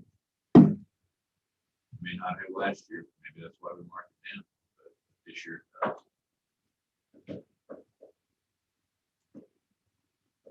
I don't see anything I'm seeing. that we can latch on to. All right. So I'm gonna make a motion then on case ID 2021-1951, account 19200, when considering Q1 incorrect appraised market value, Q2 appraisal ratio exceeds the median level of appraisal or equity value. I move that we maintain the 2021 assessed value at $76,000. Favor? Aye. That'll do her. We're done. We're done. Okay, and the other one we got rescheduled, right?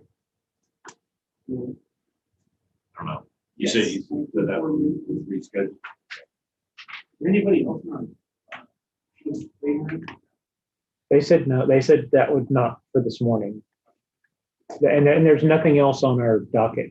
There's a 1:30 docket and a 3 o'clock docket, but if they close,